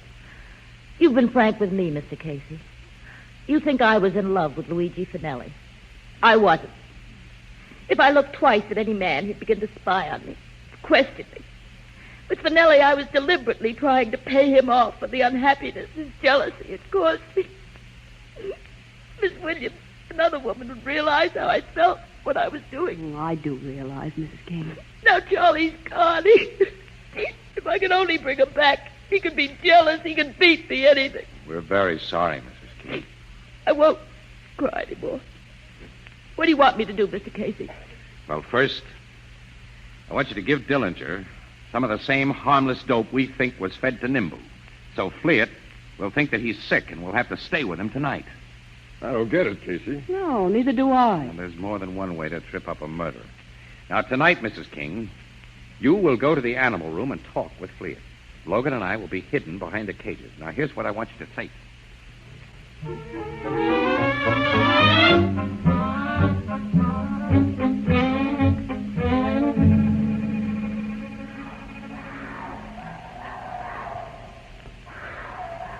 she comes, Logan. Yeah, I see her. So does Fleet. What are you doing here so late, Mrs. King? I've come to talk to you, Joe. About Dillinger? Well, if you're worried about that orangutan, I'm taking good care of him. I'm sure you are. You figure he and all my other orangs belong to you now, and you've become king of the apes. That's right. You can't work them in the ring. I imagine you expect an increase in pay. I wasn't going to rush you on this, Mrs. King, but since you bring the matter up, suppose we make it from now on.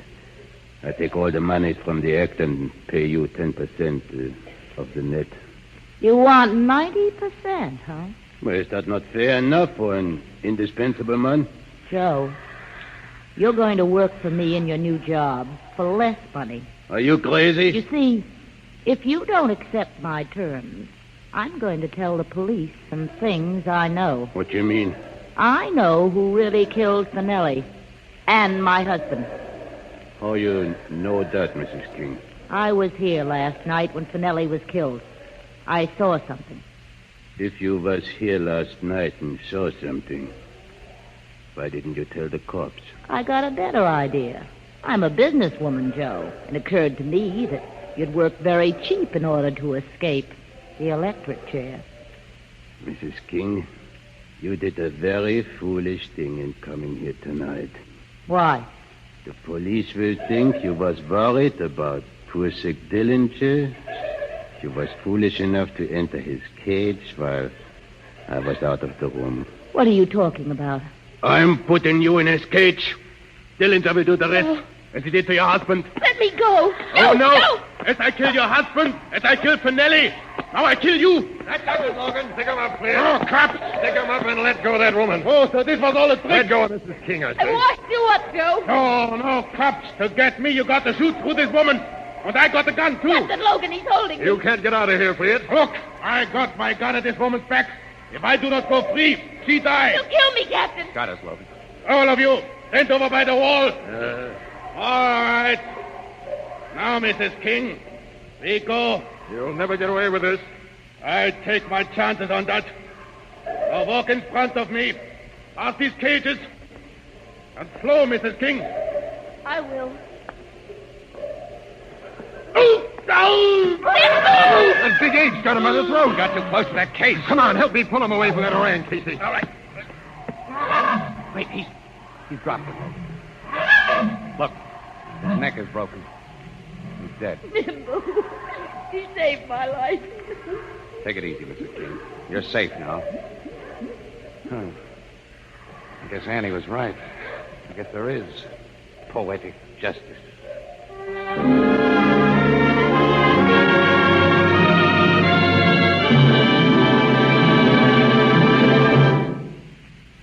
Back to Casey in just a moment.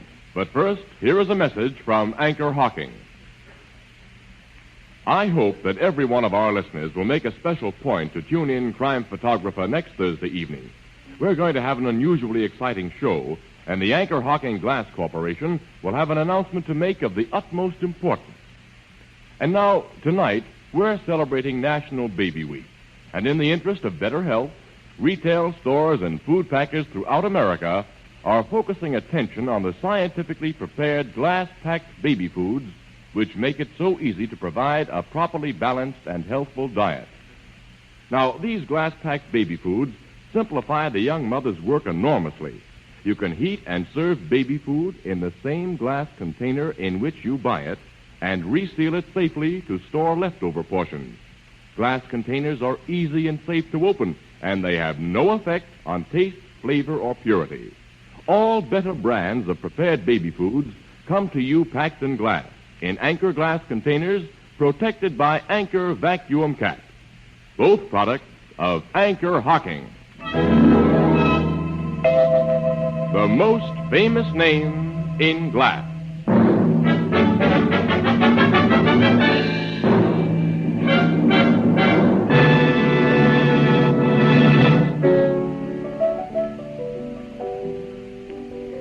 I suppose they've let that little guy Tyan out of jail now, huh, Miss Williams? Yes, Ethelbert, after Captain Logan gave him a long talk about the electric chair he'd been so close to. Yeah, it made such an impression on Tyan that he took the pledge never to drink again. And he'll be back in the act as King of the Apes tonight. And Casey and I are going to the circus again tonight to watch him work with Nimbu. Hey, as a matter of fact, the performance will start in half an hour, Annie. We'd better get over there. Huh? The ape act don't go on till late, does it? Almost at the end of the show, Ethelbert. But you're going to see the whole show again? That's Casey's idea. Well, there's a lady acrobat I want to look at again, Anne. She has such beautiful eyes.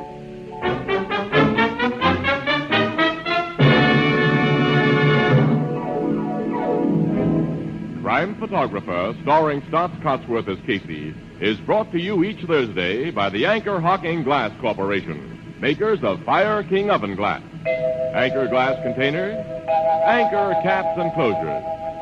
All products of Anchor Hocking, the most famous name in glass.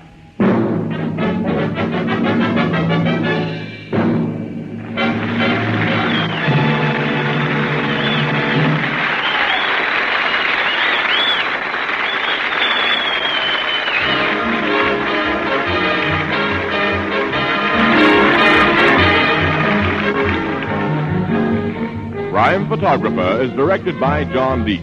The original music is by Archie Blyer, and the program features Miss Jan Miner as Anne and John Gibson as Ethelbert.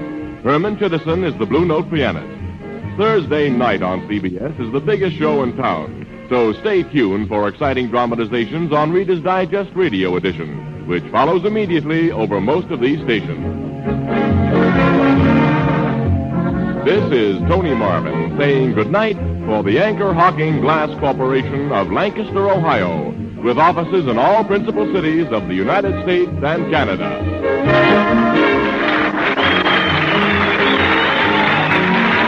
This is CBS, the Columbia Broadcasting System.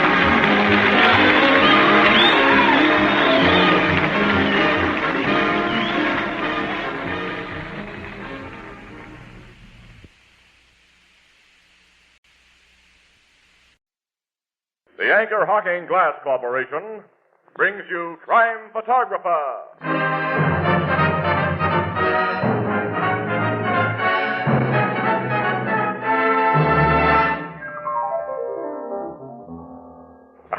Happy New Year, Casey. Happy New Year, Ethelbert. Same to you, Marvin. Hey, you know this 1948 is going to be a great year. Why so? Why, don't you know? It's leap year. And just what can leap year mean to you? Why, I'm surprised at you, Ethelbert. Don't you know that means an extra Thursday? So what? So what? That extra Thursday gives me an extra chance to say that Anchor Hocking is the most famous name in glass.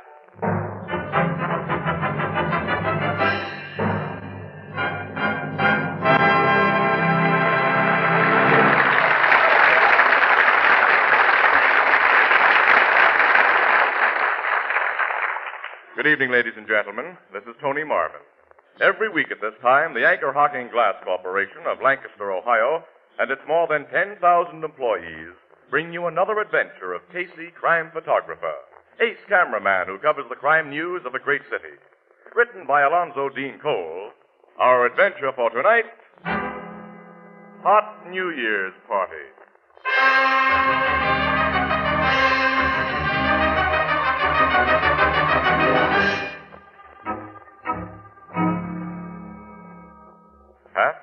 Nine on the morning of New Year's Day.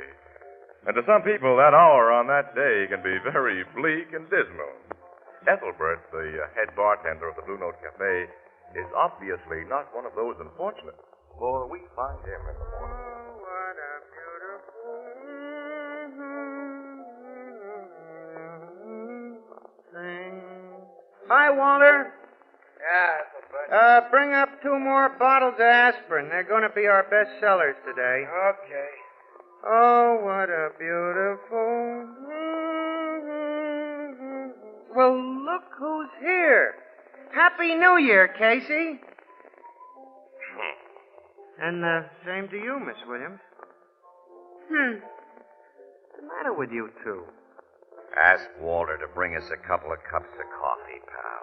Strong and black. And slip me an aspirin tablet. Make that a double order. Oh.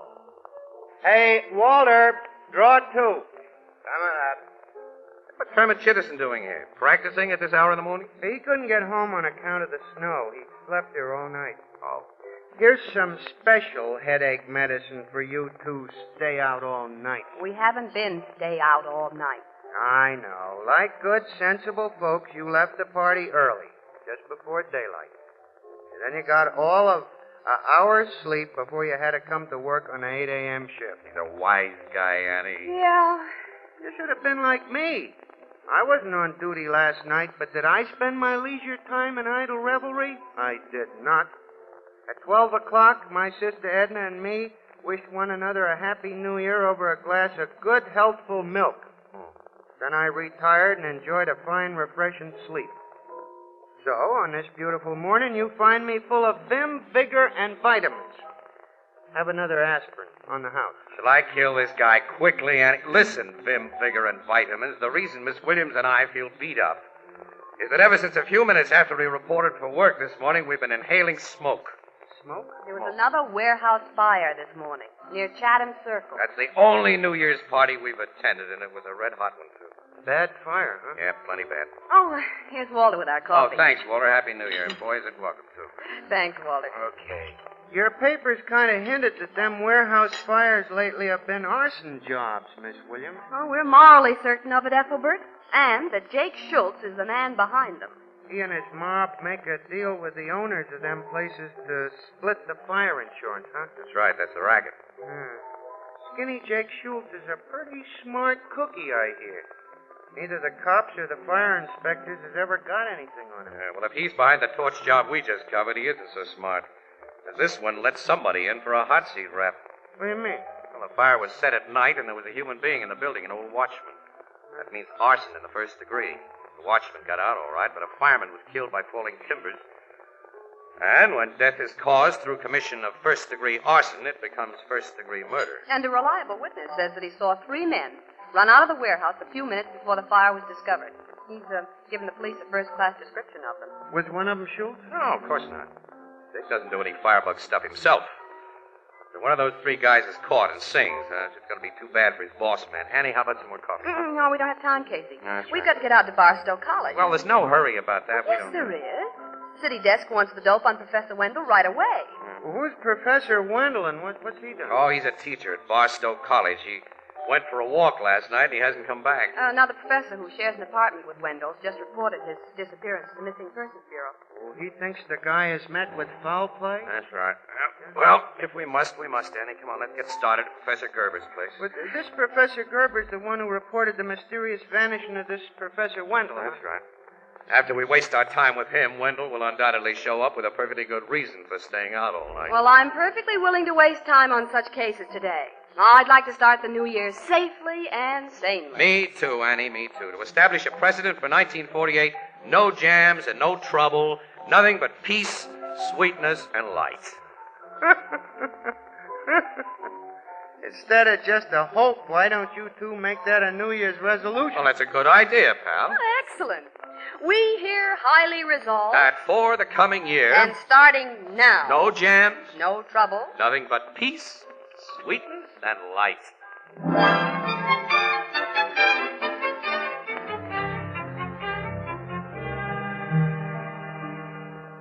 Professor Wendell and I have shared this apartment for over 5 years, Miss Williams, ever since he lost his wife. I know him, and I'm certain he wouldn't stay out all night without notifying me if he was able to do so. Oh, when did you see him last, Professor Gerber? He attended a New Year's party at the Teachers' Club, a most decorous affair, I assure you. Shortly after toasting the arrival of the New Year with a glass of sherry, he left saying he was going to take a bus to Chatham Circle. Chatham Circle?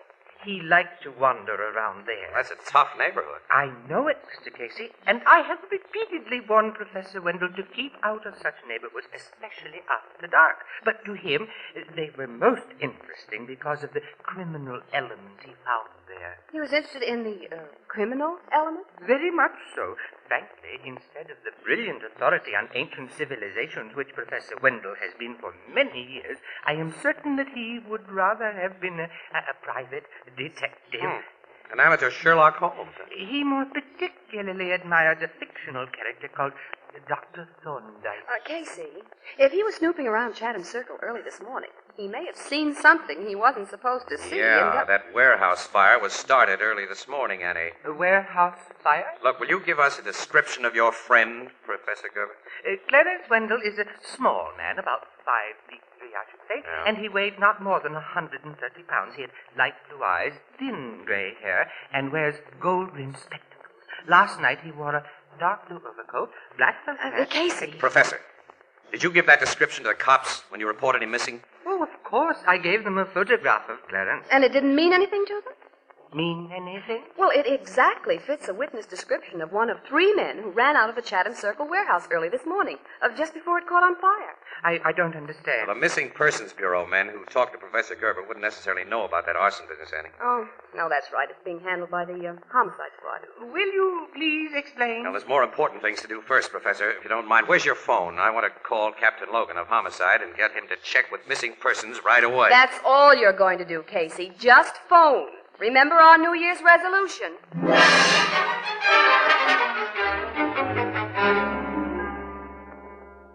Casey, I got hold of that warehouse witness right after you phoned me. When he looked at the photograph Missing Persons had of Professor Wendell, he identified it immediately. Wendell was the little guy you saw coming out of the warehouse, Logan, right? Yeah, between the 2 other men. He hasn't been able to identify the others from pictures in our criminal file. The witness saw Wendell between the other guys? Yeah. Now he recalls that both had a grip on the little man's arms. Well, when Professor Wendell was playing detective last night, he accidentally stumbled onto the arsonist while they were setting the fire, and they kidnapped him to keep him quiet. That's the way it looks, Miss Williams. Which doesn't help us find Wendell or the firebug. Well, like the fire inspectors, you think that Jake Schultz mob is behind it? Sure, but suspicion and proof are very different things. We haven't a single lead to work on. Professor Wendell's a definite lead. He's a definite complication. Huh? If 2 of Schultz's torches put the snatch on him this morning because he caught him setting a fire, they probably bumped him off by now. Oh. Logan, I don't think Professor Wendell has been bumped off. Why? Casey, the gang won't dare let him live if he saw what we think he did. Oh, they'll give him the works eventually, Annie. But Jake Schultz is going to do a whole lot of thinking before he okays a murder that would hit the front pages and stay there.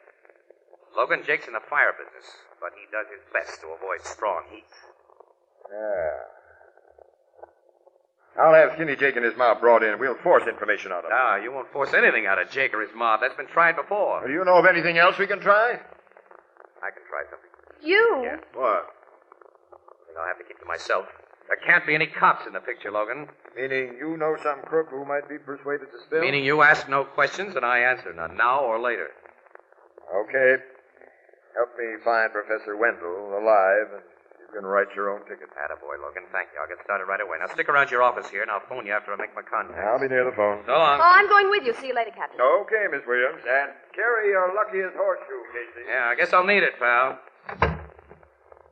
Oh, what are you going to do, Casey? Annie, I'm going to leave you as soon as we reach the street door. Not unless you tell me what this is all about. Look, kid, I can't tell anybody. Well, then I'll trail you. Well, if you do, you may wreck the one chance of finding Professor Wendell alive. Okay. Well, just tell me one thing, off the record. Where are you going? Completely off the record, Annie. Nick Morrow's Tavern. Oh, the Schultz mob hangs out at Nick Morrow's. Jake Schultz owns the place. Yeah? Casey, you'll be sticking your neck out down there. Quite a few of the mob know you. Schultz knows you. I'll be okay, Annie. Well, maybe. Resolutions are so easily broken, Casey, we should only have hoped for a safe and sane 1948.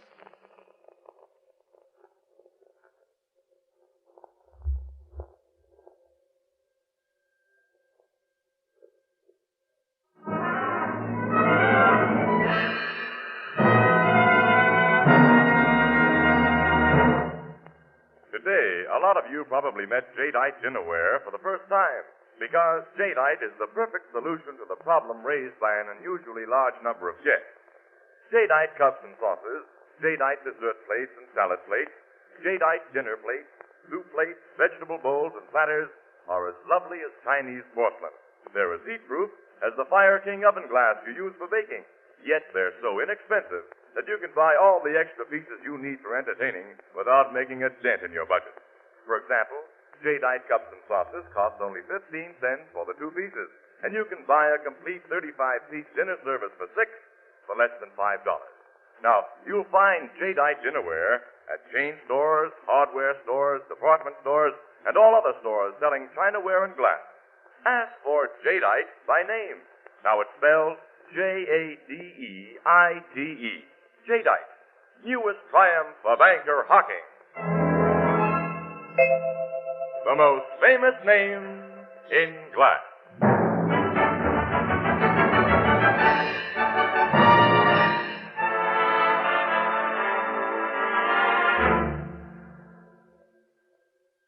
No, Red Monahan ain't in the back room, Casey. He ain't been in the joint at all today. Well, I'll stick around, Nick. You'll probably be in later. Give me a beer, will you? Okay. Bar do a big New Year's business last night, Nick? I can't complain. You still running with the cops, Casey? Why, Nick, I don't know what you mean. I'm a newspaper guy. Sure, I know. Here's your beer. Thanks, Nick. What do you want to see Red Monahan about? If it's any of your business, Nick, I want to thank him for the Christmas card he sent me.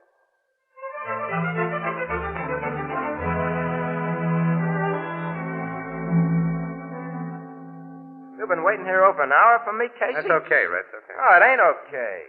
You're one guy I wouldn't keep waiting for no reason. Well, let's sit down here. Over the corner table there, we can talk privately. Yeah, okay. Hey, Nick, we're going to sit down. Bring me and my pal Casey a drink. Okay, Red. Come on, Casey. It's good to see you. Here, take the load off your feet. Thanks.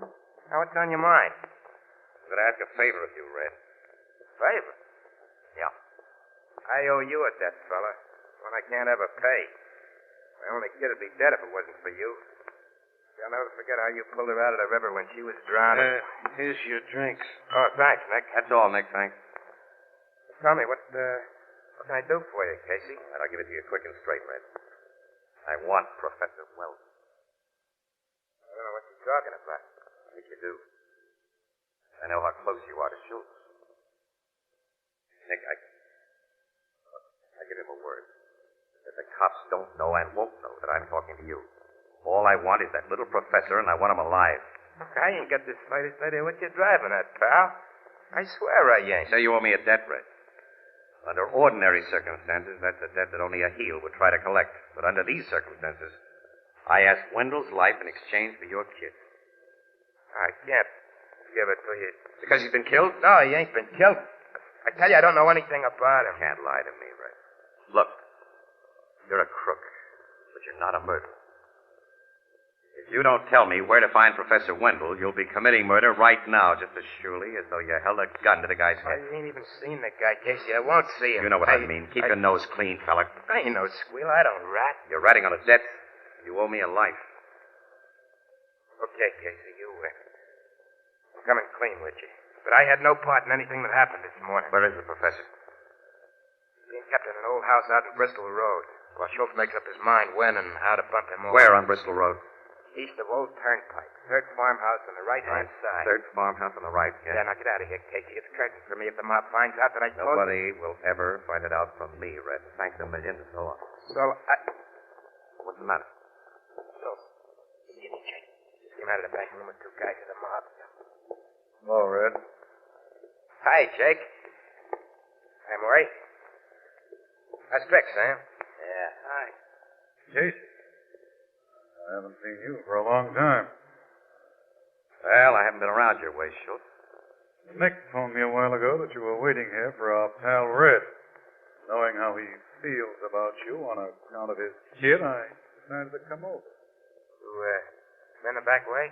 Uh-huh. I've been sitting in the back room, listening through the wall. Listening? You hurt? Yeah, plenty. Walk into that back room, both of you. Your hands in sight. Get going.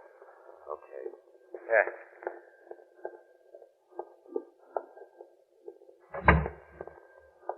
Now, we've got a car in the alley, and you two dopes are getting into it. What are you going to do to it, Jake? Yes, can't you, Red? Yeah. And I ain't going to take it. That goes for me, too, Red. You can clean these mugs up. Don't shoot, guys. It might bring the cops. Hey, this Casey's getting my gap, though. No, he isn't. You got him with your blackjack. Yeah, Casey's out of the picture now, Red. I got right under control, Jake. What's happened anyway? I'm doing just that. Now they're both out cold. Yeah, but not cold enough. You and Murray, put him in the car, Sam, and we'll all go for a ride.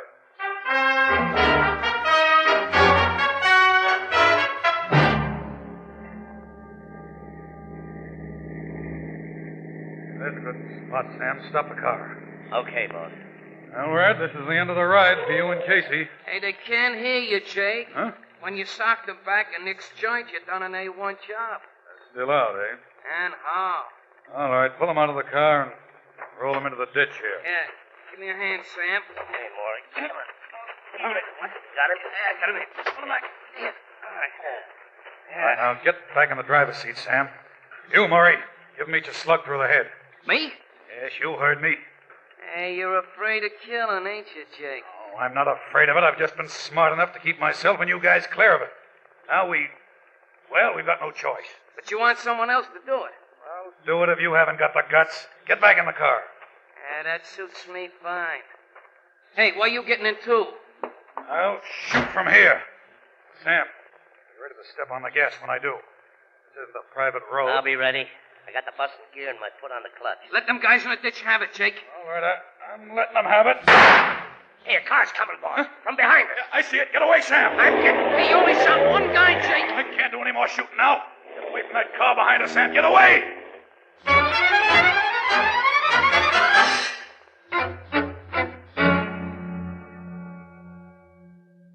Well, you certainly had that lucky horseshoe with you, Casey. We found Red Monahan lying beside you in the ditch with a bullet through his chest. You only had an egg-sized lump on the back of your head. Oh, Casey didn't get off so easy, Captain Logan. He was unconscious for almost 2 hours after he was brought to this hospital. Well, the doc says he's all right now, Miss Williams. Yeah, it's all right, Annie. I'm okay. I've been so worried. They killed poor Red.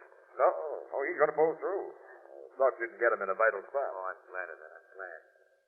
No, Red's more than a half-right guy, much more. But you want to know what happened? Oh, take it easy, pal. You were delirious for a while after they brought you here, and you did a lot of talking. He kept saying that Red Monahan had told you that Professor Wendell was being held prisoner in a house on Bristol Road. The old turnpike, third farmhouse on the right. it. I said all that when I was out. Over and over. Well, then you went to Bristol Road and found the professor. And my guys went there, pal, but too late. Schultz and the men with him evidently knew they hadn't made it. They lost no time in taking Professor Wendell away. We found the house empty. We haven't any idea where they've taken him. Well, you found a possible lead in that Bristol Road farmhouse, Captain. Go ahead, Schultz. Lead? That thing's no lead, Miss Williams. It merely proves that Professor Wendell was in the house. What'd you find, Logan? He found a belt. A belt? With Professor Wendell's initials on the buckle. Now, take a look, pal. Miss Williams insists that these cuts in the edges of the belt mean something. Well, they're fresh cuts, Casey. See? Yeah. When we found the belt in a room where Wendell was probably held prisoner, we figured that those cuts might be some sort of a tip-off about where he'd been taken from there. It hasn't worked out that way. Funny cuts, aren't they? Some straight, some slanting, and irregularly spaced. Wendell knew that an ordinary written message wouldn't help it. The men guarding him would have found it and destroyed it. I'm sure these cuts are a message in code. Our cipher expert at headquarters didn't recognize it as any code. Well, your chief cipher experts were taking New Year's Day off, Captain. The men on duty are apprentices. Yeah. Does that mean anything to you, Casey? No, not a thing. It makes it unanimous. They're Greek as far as all of us are concerned. Greek? Annie, wait a minute. Professor Goebel told us that Wendell was an authority on ancient civilizations. Have you shown this belt to Gerber, or whatever his name is, Logan? No, but I phoned him. All right, we're going to show it to him right now. Casey! Casey, you can't get out of bed. I'm out. Beat it, Annie. Come on, let me get dressed. I want to hear what Professor Gerber says when he sees this cut-up belt. All right, I'm going.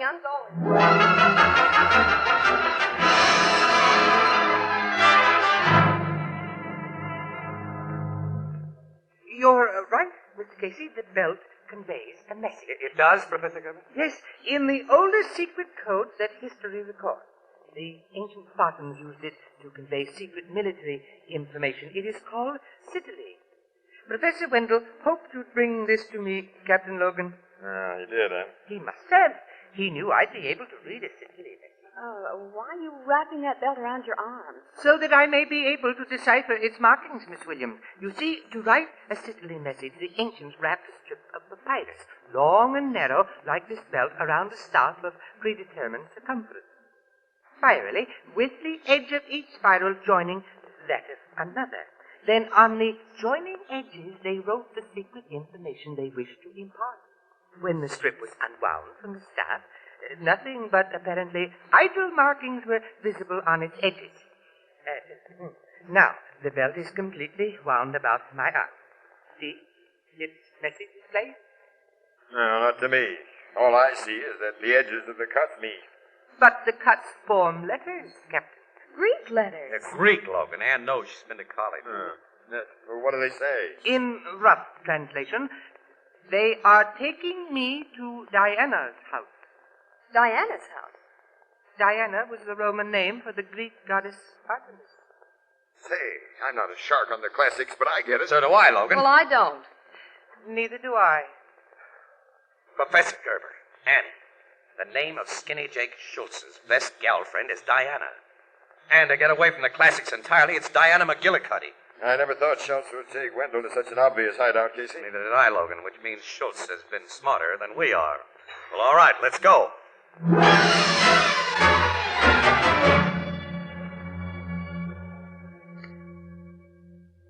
All set, Captain Logan. We have the joint surrounded. Men are ready to break in from all sides, Sergeant. As soon as they hear your whistle, sir. I'll hear that as soon as I get to the front door.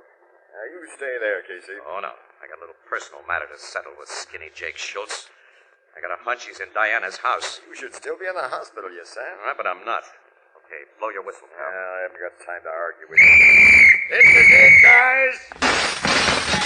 Hey, the cops. They're coming in from all sides. Pick 'em up. That means you, Schultz. Oh, no, you're not going to take me. You're wrong, Jake. Oh, Casey. I owed him that KO, Logan. And I owe these other two mugs something, too. No, we've given up. Now, lay off, Casey. Let me go, Logan. Let me go. Cut it. This is a police job. You can take the pictures, but you can't make them. Well, all right, Logan. But I want good shots.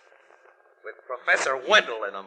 Where is Wendell, you mug? He ain't been hurt. He's down in the cellar. Yeah. Sergeant, bring him up. I'll get my camera set. You can't take pictures of the professor for the newspapers. Hey, not for decent newspapers. Why not, you mugs? Oh, on account of... Because, some way, The professor lost the belt that kept his pants up. Yeah, and then some way he lost his pants.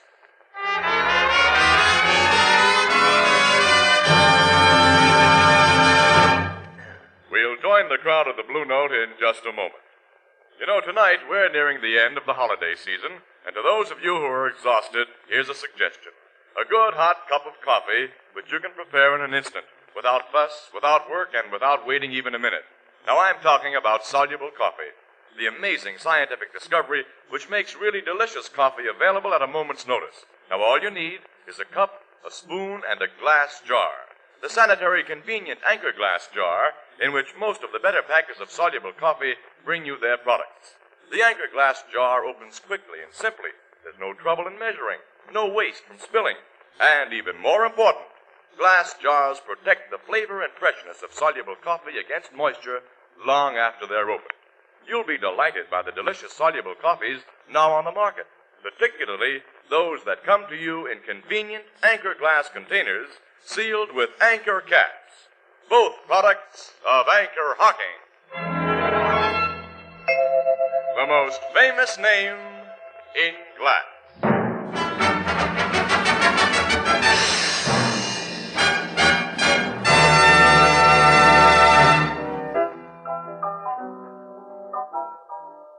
Them pictures you took of Professor Wendell after he was rescued was very different, Casey. It's the first time I ever saw pictures of a college professor wrapped in a blanket. He looked just like an Indian. Professor Wendell didn't like to have him taken that way, Ethelbert, even though Casey was responsible for his rescue. He was kind of burned up. Yeah, he wasn't as burned up as Jake Schultz and his hired firebugs are going to be. No, they're facing murder and kidnapping charges. And with plenty of evidence to back them up. As the result of Casey busting some nice New Year's resolutions, Miss Williams. Yeah. A safe and sane 1948. You started swell. Happy New Year. Happy New Year to you. Let's enlarge the idea. And no kidding. You've got something there, Ethelbert. All right, all together. Happy New Year to everyone. To everyone. Excuse me.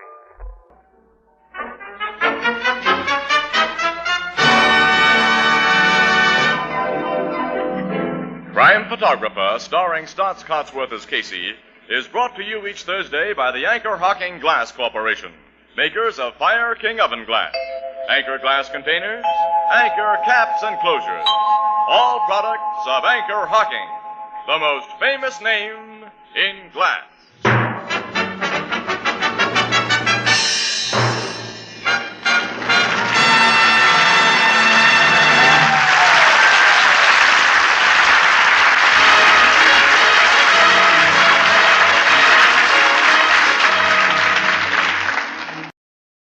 The Anchor Hocking Glass Corporation brings you Crime Photographer.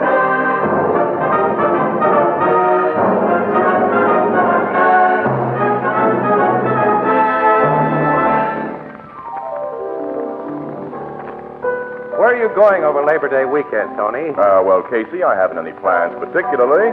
But everyone goes to see somebody over a Labor Day weekend. Everybody. Oh, I know, Ethelbert. I'm waiting for them. You mean everybody will come to see you? Excellent deduction, Casey. Yeah, but why should the whole world be the path to your door? Why? I work for Anchor Hocking, the most famous name in glass.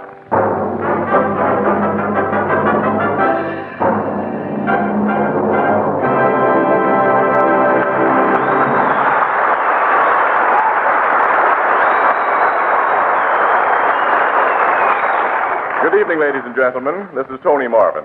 Every week at this time, the Anchor Hocking Glass Corporation of Lancaster, Ohio, and its more than 10,000 employees bring you another adventure of Casey, Crime Photographer, ace cameraman who covers the crime news of the great city.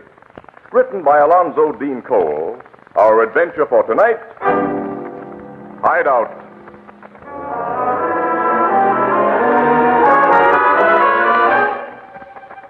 Night. A street of old houses. Unpainted, unkempt, dirty-looking houses. A man and woman hurry along the street, watchful, furtive. In a shadowed doorway of one of the houses, they halt, and the man knocks quickly and softly. Inside the door, Who's there? The guy who phoned you an hour ago, Ed Bagley's pal. Okay. I'll open up. Be quick about it. I'm being quick. Hey, why the rods? Just want to be sure who you are, mister. You've come to the right house. My name's Bliss. The guys call me Creepy. You fit the description I got. Get inside, Doris. Okay. Close that door quick. And lock it, Creepy. You don't have to tell me my business. Oh. So you're tough Luke Davis. And wife. Yeah. Nice clean getaway you pulled after heisting that bank for $100,000, according to what I read in the papers. If the getaway'd been clean, we'd have been out of this town by now, not here. Don't worry. Old Creepy will hide you out. Got a nice room upstairs for you. I hope it's better than what I see down here and what I smell. Yeah. Don't you ever open a window? Neighbors and cops might see and hear things through open windows. Besides, I don't like drafts. They're bad for my cough. Go on, I'll take you upstairs. Come on, Doris. What a dump. You don't like it, sister? You don't have to stay. Hey, you two are traveling light. Nothing but that little satchel for both of you? Did you expect us to show up here with a couple of trunks after what you read in the papers? No, but the 100 G's you got from that bank should make quite a bundle. Have a big suitcase, maybe. I'm wondering if you lost. We didn't lose it. You got it hid away, huh? Well hid. Yeah. Sure you brought enough dough with you to pay my rate? You'll get yours. Where's this room you got? Yeah, I'm tired climbing. Here's the room. Oh, look, it's worse than those crummy ones downstairs. Yeah, it stinks. Got a good strong door on it and heavy bolts. Also, it's an easy jump from that window onto the next roof. But more important, old Creepy's never bothered by the cops. They don't know he runs a hideout. They think he's just a poor, sick old man. Well, the joint looks safe, Doris. Anyway, we're stuck with it till the heat dies down. How much, Creepy? $1,000 a week. What? You lousy robber. 2 guys were killed in that bank holdup. You Davises are wanted for murder. Okay. $1,000 a week. Payable in advance. Give it to the rat, Luke. Here's your G. Meals is extra. What? Of course, you can go out to the restaurant if you want to take the chance. How much for meals? Well, it depends on how expensive your tastes are. Folks with 100 G's stashed away will naturally want the best. Yeah, we get it. But be careful, Creepy. I'm a guy who explodes under pressure. Don't put it on too hard.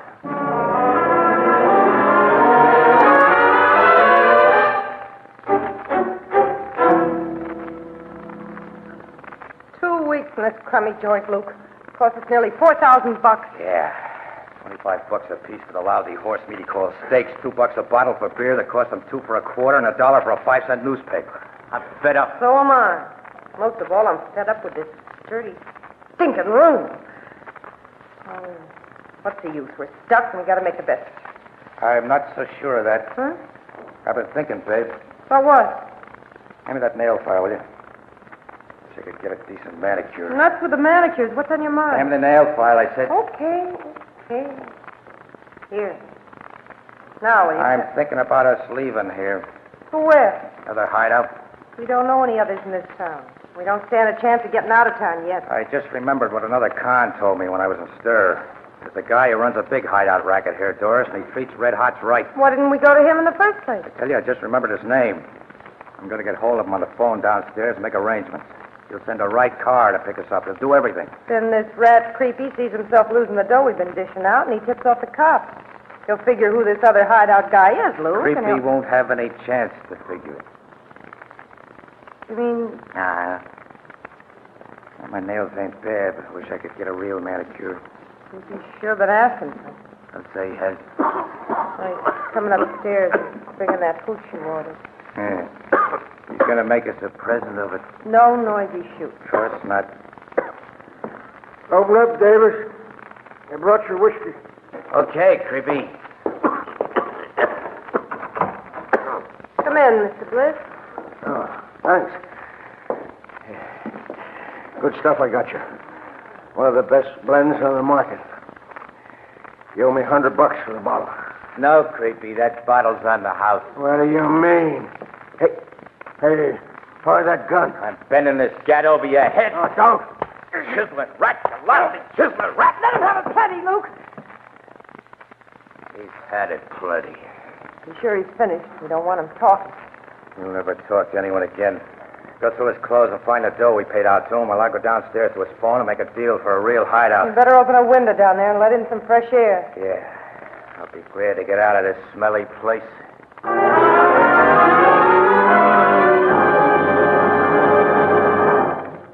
Our story will continue in just a moment. The time has come, the sponsor says, to talk of beer and ale. For brewery taste and purity, for goodness without fail. Use glass to keep the flavor right, for glass will never fail. That's it.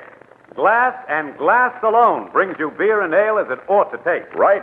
Glass bottles and glass bottles only can bring you beer and ale as it comes from the brewery, unaffected by any foreign taste or flavor. And now we have a new kind of bottle. The Anchor Glass one-way bottle. It requires no deposit. No return to the store. When it's empty, dispose of it as you would any food container. It saves space in the icebox. It's a natural for picnics. Easy to open, easy to drink from. It's always in good taste. And it protects that real brewery flavor. As only glass can protect it. Yes. The revolutionary new Anchor Glass one-way no-deposit bottle is sweeping America. For perfect flavor, demand beer in glass bottles. For extra convenience, demand your favorite brand in the new Anchor Glass one-way no-deposit bottle, a product of Anchor Hocking. The most famous name in glass.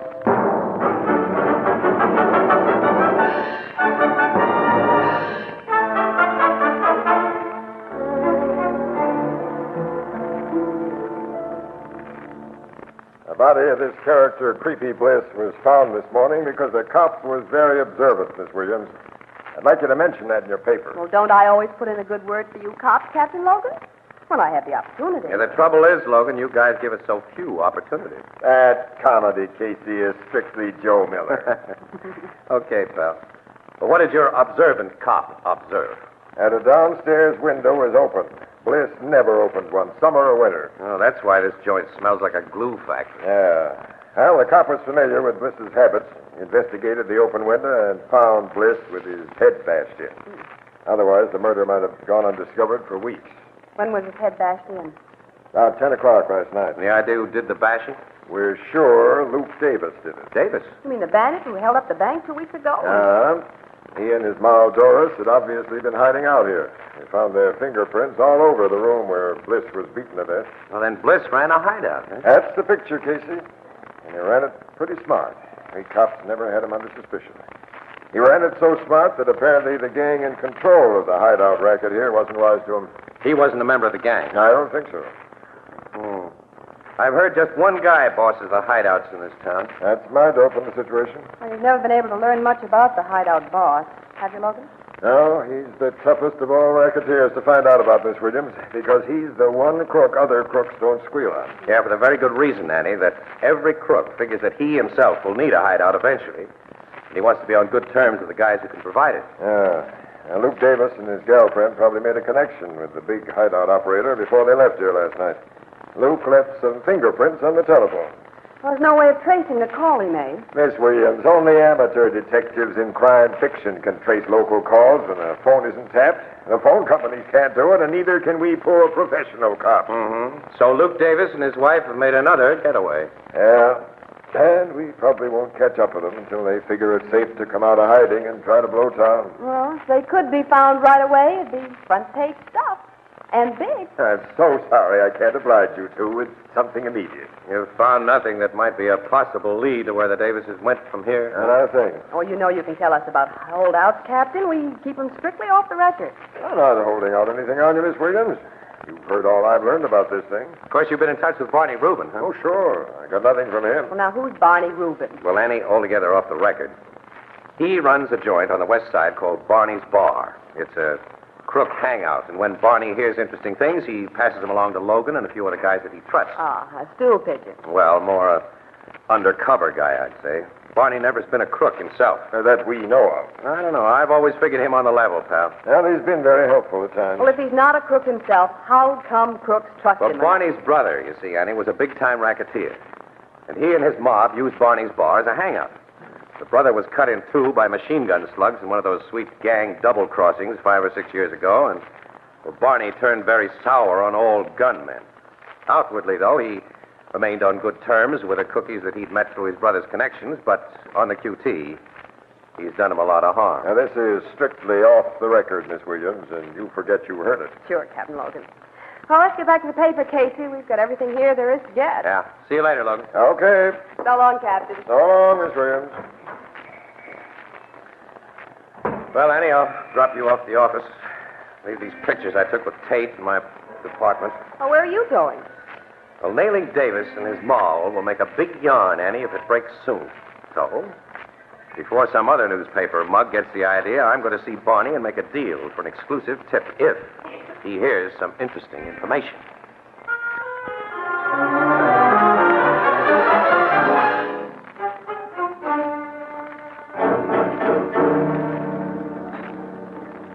Casey, I ain't heard a word about Luke Davis and his moll, and I don't expect to hear any. Them Red Hots is from out of town, you know, when the mobs around here ain't acquainted with them. Yeah, well, what I'm asking you, Barney, is this, see? If you hear anything, let me have it first, see? At the same time that you pass it to the cops, I mean. Before other newspapers can get it. You know, I always return the favors that you do me. Sure, I know. Yeah, I might have been bumped off a couple of times if you hadn't persuaded certain wrong G's that I wasn't a student. Yeah. I give you tips and you do me favors. That's right. Well, do we play it that way again? Why not?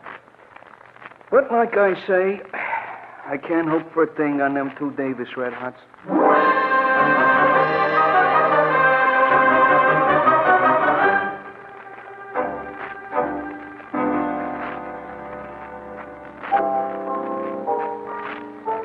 Well, your interview with Barney doesn't sound too promising, Casey. Oh, he'll tip me if he hears anything, Annie.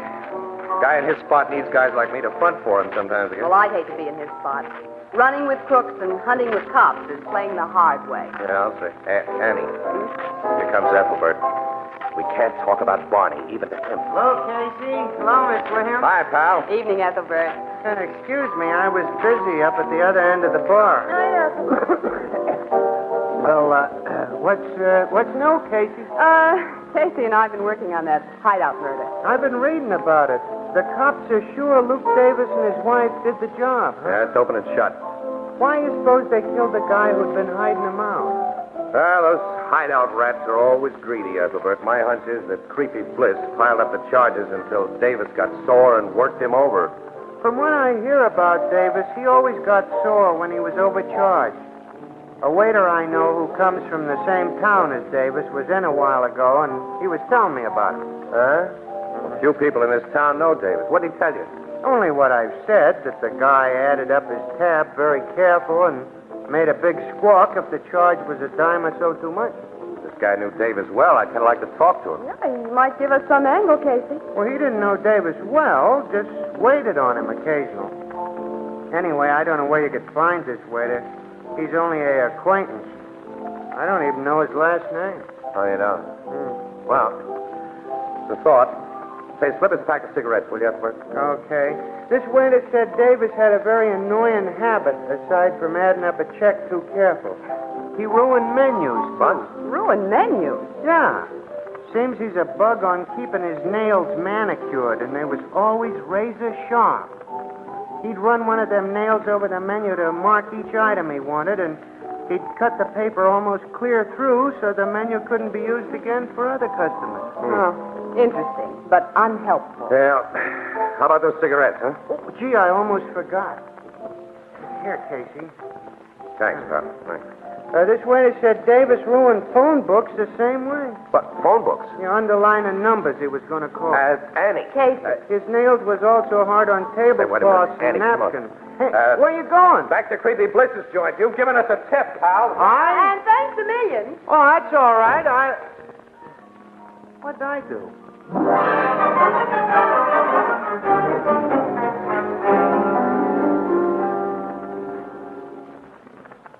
Say, maybe Ethelbert's given you and Miss Williams something, Casey. There's a notation on Davis's police record about his sharply manicured nails. And you're sure he made a call from here last night to arrange for a new hideout, huh? Yeah, we found fresh prints of his on the phone. Oh, where's the phone book, Captain Logan? On the table beside the phone. His prints are on the book, Well, let's too. go through that book. All right, now. Ethelbert's waiter friend said that Davis's nails cut almost through the paper where he underlined things, Captain.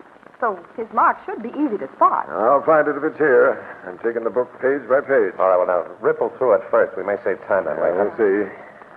Allen, Amherst, Austin. All right, the A's. Now the B's. Abbott, Aiken, Baker, Sanderger. Logan, wait a minute. There it is, Logan. Ah, a deep nail mark under a name and numbers. Look at that name and number, Casey. Holy. Wait, it's Barney's bar. Barney. But both of you told me that this Barney was in with the cops. Looks like we were wrong, Miss Williams. Yeah, plenty. Sergeant, take this book and go over it page by page. If you find any other marks like this, let me know. Yes, sir. I don't think you'll find any more, Logan. Neither do I. Playing ball with you cops, as it seemed, gave Barney a nice cover-up, didn't it? And we fell for it because now and then he did give us the real lowdown on wanted crooks. Logan, thinking back, those crooks never had any dough when Barney turned them in. Well, he took all they had for hiding them, and then... And then put them on the spot, Annie. Sometimes collecting a cash reward for doing it in addition to the goodwill of saps like Logan and yours truly. Yeah. We went out of our way to protect the rat, to keep better rats from getting wise to him. How are you going to handle him, pal? I know how I'd like to handle him. Well, I'd love to see you do it just that way, but... Yeah, sure. If nail mark's no evidence, and if I bring Barney in for questioning, I tip my hand. Squirm out from under. And not only that, the Davises might be warned and get away. Say, Logan, Barney might be persuaded to lead us to the Davises, and at the same time cook himself. Oh, Barney's smart and careful. He lets little guys do his contact work. Yeah, maybe not with red hots who've gotten away with $100 grand.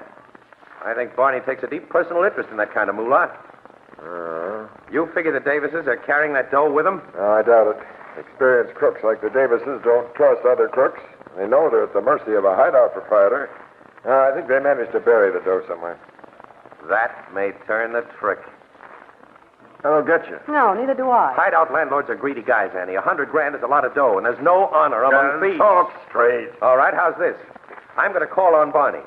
I've done him favors in exchange for tips he's given me. All right, tonight, I'll hand him a tip and hope he does me the favor of falling for it. Is that straight enough? Casey. Got the double talk. So long, pals.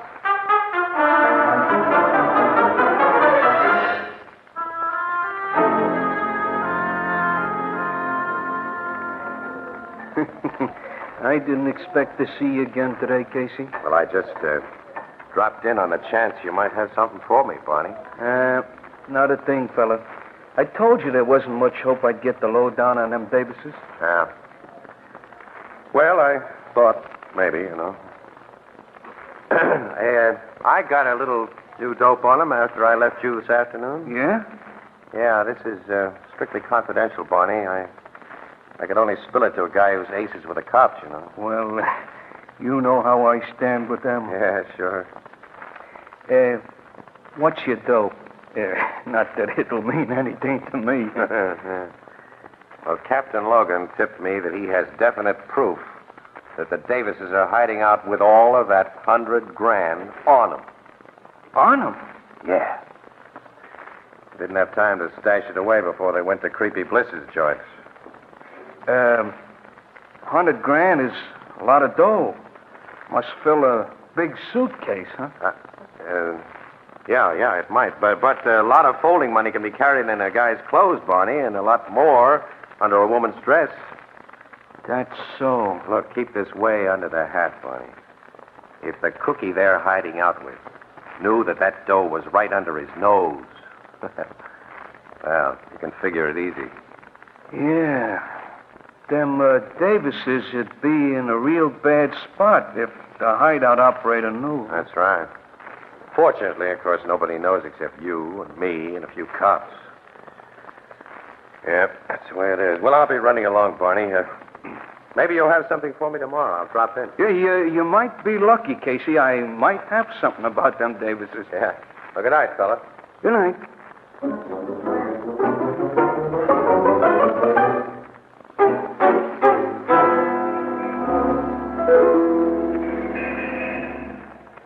Barney's getting into his car, Logan. He's never been known to leave that joint of his until 4 a.m. closing time before. Well, it isn't midnight yet. Looks like Casey's scheme is working. Yeah, well, he sure had me over a barrel. He said that dough should fill a suitcase. We don't even know whether Davises have any baggage with him at all. His car's starting. Follow him, Sergeant, and don't lose him. Okay, Captain. Now, Casey, we'll find out if your tip to Barney pulls a payoff.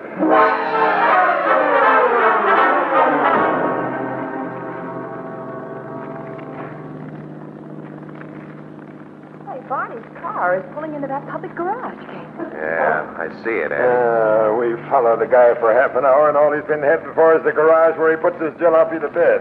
Barney lives only a few blocks from here, Casey. Maybe he got wise. We were tailing him, Logan. He didn't get wise. Our driver knows his business. What'll I do now, Captain? I'll drive on past the garage and park where we can keep an eye on it.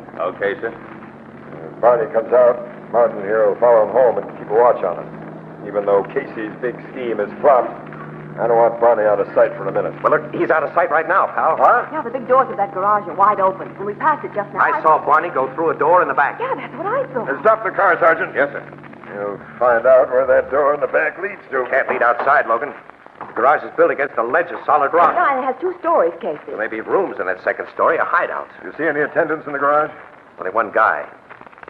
If this is a hideout, he'll be working for Barney. And all of you stay here. I'll go in and stop him from giving any signals. I'll go with you. You stay here. What? More than one guy goes in, the lookout might get wise and pull a fast one before you be stopped. That's right. Okay, you're right, pal. We'll stay behind and watch.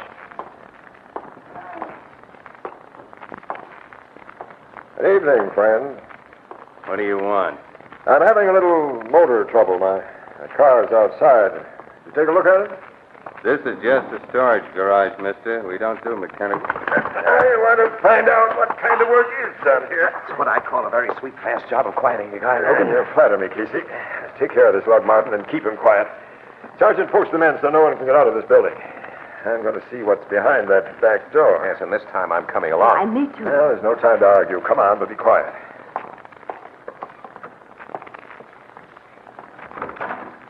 Oh, the door's not locked.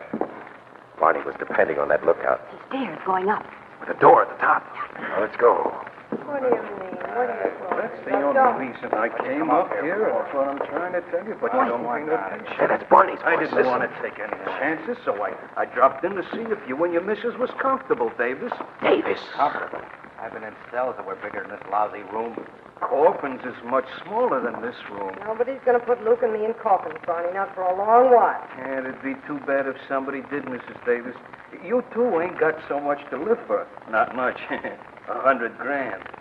But it's going to be too bad. Hey, why that gat? Got a silencer on it, Luke. At the door, Casey. Together. Drop that gun, Barney. No. If you wanted that. And got it, Captain. don't reach for your gun, Davis. I got sense, Copper. I'll only reach for this. Dave! Annie! He's got Miss Williams. In front of me, Copper, and I also got my gun. Now we'll shoot it out on terms I like. Oh, yeah? Luke. You dopes always watch the guy with a gat and forget about the guy who hasn't any, Davis. This'll teach you to remember. Oh, Casey. That's what I call a very sweet, fast job of quieting a guy, Casey. You flatter me, Logan.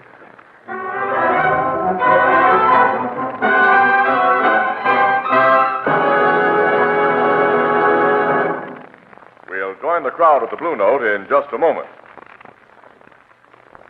On these hot afternoons and evenings, one of the most agreeable sounds is the tinkling of ice cubes in a big frosty pitcher and the promise of refreshing ice-cold lemonade, iced tea, or delicious fruit juices. How good it tastes, and how wonderful it looks when poured from the new Sunburst Crystal Pitcher. Now, the Sunburst Crystal Pitcher is a radiantly beautiful 2-quart pitcher in the magnificent new kind of crystal the whole country is talking about and admiring. Why, it picks up light like a diamond and scatters it in 1,000 flashing rays. And here's the surprise. You can own one of these magnificent, sparkling Sunburst Crystal Pitchers for only 50 cents. Yes, only 50 cents. or slightly more in distant cities. So look for it tomorrow in the windows and on the counters of the retail stores of America. Sunburst Crystal is a product of Anchor Hocking, the most famous name in glass.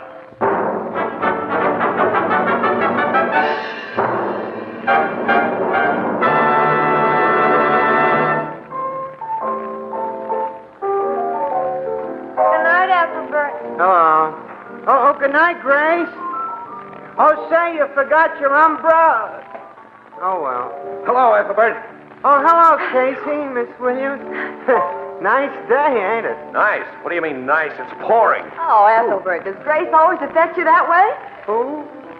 Oh. Not to change the subject, your paper said that hideout case is all cleared up. Oh, if you read it in the Morning Express, it's true. Yeah, the cops even found the $100,000 bankload. On the Davises, where Casey told Barney it was. Yeah, that was when I thought I was pulling a fast one. Oh, Ethelbert, look who came in the door.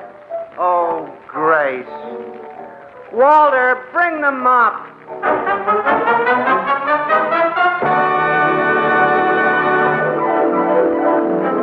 Crime Photographer, starring Stotts Cotsworth as Casey, is brought to you each Thursday by the Anchor Hocking Glass Corporation, makers of Fire King Oven Glass, Anchor Glass Containers, Anchor Caps and Closures. All products of Anchor Hocking, the most famous name in glass.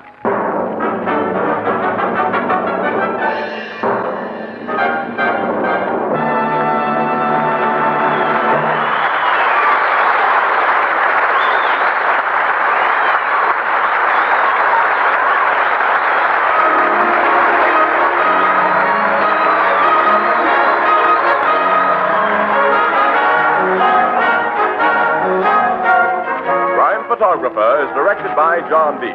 The original music is by Archie Blyer, and the program features Miss Jan Miner as Anne and John Gibson as Ethelbert. Herman Chittison is the Blue Note pianist.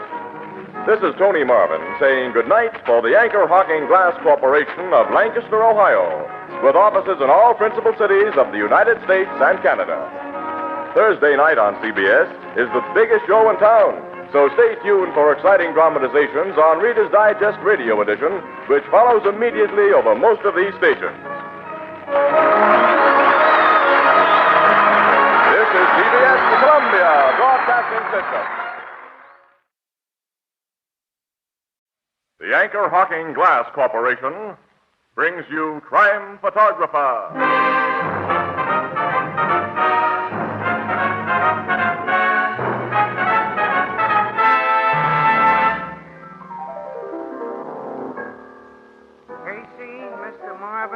All week I've been seeing the kids going back to school. Ah, school days, dear old school days. Education's a wonderful thing, all right. Sure is, Mr. Marvin. I didn't get past the fourth reader, but I learned something awful important since then. What was that, Ethelbert?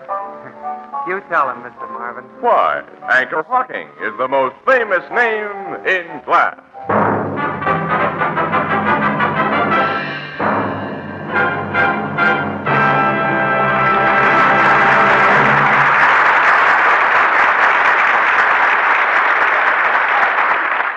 Good evening, ladies and gentlemen. This is Tony Marvin.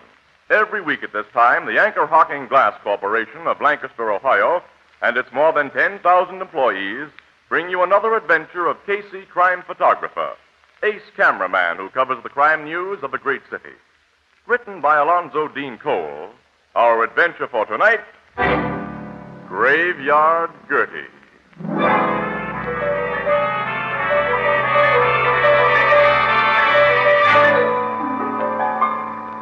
Night, cold and dark. A road on the outskirts of the city, a dismal road. On one side, it's flanked by dilapidated, grimy houses, billboards, and vacant lots strewn with rubbish.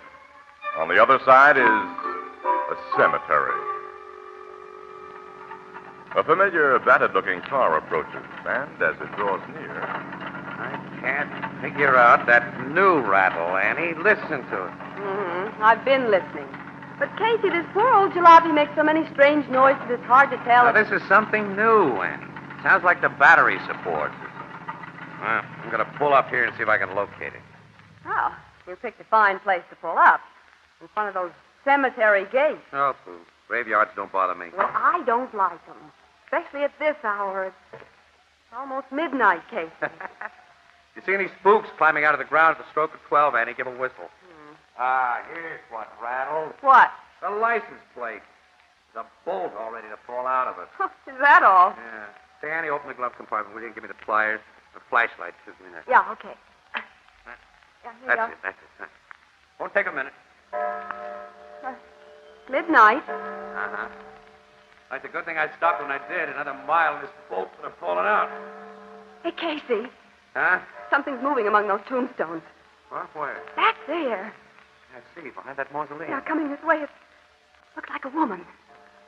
Hey, it is a woman. Yeah, I suppose so, but she seems to be just floating among those graves, Casey. Floating, Annie. Nuts. She's simply walking very slowly and weakly. Well, why should any woman be walking in a graveyard at this time of night? Well, how should I know, Annie? Hey, Casey. What? The woman's figure, it sank out of sight behind that tombstone. Yeah, so it did. Now, it looked as though she went into the ground. You know darn well she didn't, but I'm going to find out what she did. Hey, Casey, don't leave me alone here. Come on with me, then. Into that cemetery? Naturally. Well, okay, but I don't like this. Just open the gate. Careful now, don't stumble over one of these footstones. Oh, Casey, I don't like it here. Act your age, Annie. Yeah, but There's the tombstone where we saw her. yeah, there's something behind it on the ground. A horrible black shadow. Hey, that's much more than a shadow. That's an old woman. Oh, a real woman? Yes, a live one, too. Hey, come here. Yeah. Annie, I think she's fainted. Oh, Casey, she's terribly old. She's coming, too. What? Who are you? Now, take it easy, Mother. We saw you fall down in here. We came to help you. I guess I had one of my spells. Ain't so young as I used to be, and sometimes my heart... Rest is what you need right now. Yeah, we'll take you home. Home? And see that you get into a warm bed. This is my home here. Huh? This cemetery? Yes, got myself a nice place here. Fine place. 8 by 4. Oh, Casey. It's all paid for, too. I got a deed for it. It's mine. It's a beautiful grave. Well, I hardly think it's your home right now, Mother. It's my real home because I own it. I come here every day and every night to look at it. Oh, I see. My home. I'll be moving into it soon. Yeah, well, not tonight, you won't. All right, now I'll carry over the car. Annie, open the door, will you? Oh, yeah, sure. There, now I'll put you right here in the back seat, Mother. Lie back and relax.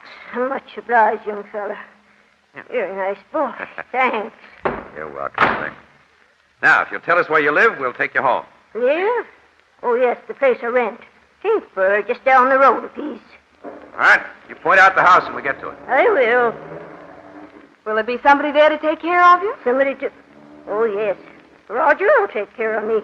Oh, he's your son or grandson? No, Roger ain't no relation. He's just a friend. Best friend ever had.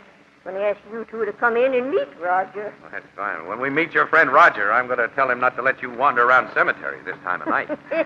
You can tell Roger anything you got a mind to, young fella. But he won't hear you. Huh? Oh, you mean he's deaf and dumb? No. I mean he's dead. Huh? Dead? That's right. Folks never suspected when they meet him first. You wouldn't if I hadn't told you. Never dreamed poor Roger'd been dead for 40 years. Been deaf? Say, what do you... Yeah, that's what I'd like to know. Won't tell you no more now. You'll find out when you meet Roger. You'll find out when you meet him.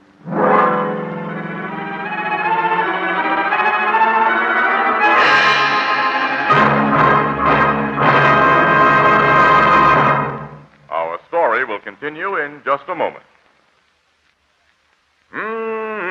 Is that good? Beer right from the bottle. Ah, yes, indeed, Alex. Beer right from the bottle. And that's the only way to serve beer. Beer in glass bottles. For glass and glass alone can bring you beer that's brewery bright. Beer as it's meant to taste. Well, what about this bottle, Tony? It's a new kind of bottle. The Anchor Glass one-way, no deposit bottle. You mean I don't have to take it back to the store, eh? No, sir. I don't have to pay any deposit? Not a cent.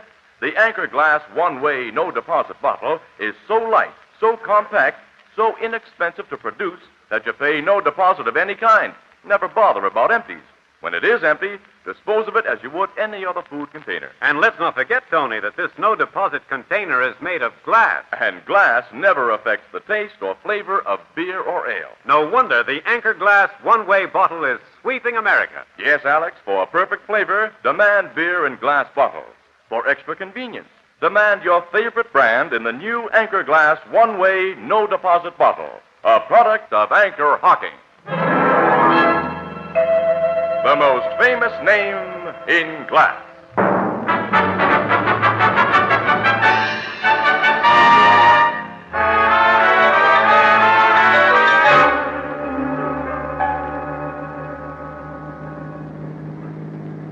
Here's where I live, young feller. You can stop your automobile. Okay. Terrible-looking shanty, Casey. Yeah. All right, I'll help you out, Mother. I'm all right, young feller. That ride was nice. Don't get to automobiles very often. I'm going to ride in one again pretty soon when I leave this place I live in and go home. Fine, big, black automobile's going to take me, and I'll be wearing a swell black dress and be resting in a box all lined with satin. We'll take you to your door. Then you're coming in to meet Roger. Well, it's very late. I think we'd better be going. No. You've got to come in. I'll go ahead and unlock my door, light a lamp, and tell Roger we've got company. Casey, what are we getting into? That Roger. He's something the poor old woman imagines, Annie. Her mind doesn't run in very cheerful channels. To say the least. Casey, she's unlocked 3 different locks to open that door. Yeah, one of her eccentricities, I guess. You young folks, got the lamp lit. I told Roger. Come in now. Okay, Mother. Come on, kids. I don't like the looks of that tumble-down shack, Casey, but... okay. Step in. Step right in. Now we'll shut the door. Hey, your place is nice inside, Mother. I sweep and mop and dust every morning. Oh, you're a wonderful housekeeper. Also got a kitchen. Come and see. Only a step. The dish cupboards are clean, too. I'll unlock them and show you. You, keep your dishes locked up? I keep everything I can locked up. That's only to stop burglars who don't meet Roger first. Roger? And send them out of this house lickety-split. You were going to let us meet Roger? Maybe I shouldn't have told you that Roger's here and that he's dead. But he's no fool. You two won't hurt me. Come back into my other room. Now, Roger's there. Where? In that big trunk. In that trunk? Casey, you'll be scared when you see him. I'm warning you. Folks was always scared of Roger. He ain't changed none since he's dead. Look here, Mother. Open that trunk and see for yourself. Just lift the lid. Trunk's the one thing in this house that's never locked. Lift the lid. Roger'll scare you, but he won't hurt you. Lift the lid. Casey, she's got a dead body in that trunk. That's right. I'll see. No, Casey, don't. The young woman don't trust me like I trust her. I'll lift the lid and show you what's inside. Here. Good Lord. A big snake. It's lifting its head. Oh, come on, let's get out of this house. I'm right with you, Annie. All right, I'll bust Wait. What? I warned you you'd be scared of Roger. I told you Roger's dead. This big snake is Roger. Look at him again. Annie, the thing is just a... Oh, it's just a stuffed snake. That's right, young fella. Oh, we saw it move. Its head rose out of that trunk. His head's on a steel spring, young woman. I had the taxidermist fella fix it that way. You see, when Roger was alive, he traveled in this trunk. When I opened the lid at the end of a trip, he always dipped his head like that and rub his throat against my arm. Roger'd been my friend and partner 20 years. When he died, I missed him so. I had him stuffed real lifelike. Roger was your partner? I used to be a snake charmer, young man. Snake charmer? Oh, I Best see. in the business. I did all the good big tops. But when poor Roger passed away, I lost interest in the profession and dropped out. There never was another python like him. He was a python, huh? 15-footer, every inch of him high and lovable. You look a little pale, young lady. I'm going to fix you a spot of tea. No, thanks. We must be going Oh, now. you can't do that. Please, please stay. Roger and me ain't had visitors for an awful long time. Sure, sit down, Annie. We're in no hurry. Now. All right. All right. Now, some snakes ain't sweet. Take cobras, for instance, or copperheads or rattlers. I could handle them, still can, but I never got to really like them. Mother, you and I are liking that. Oh, me too. Say, I knew we was going to find a lot of things in common. I'll put the tea kettle on, and then we'll have a nice long talk. Young folks in old Bertie's house again. It almost makes me feel as though the place I live in is my home.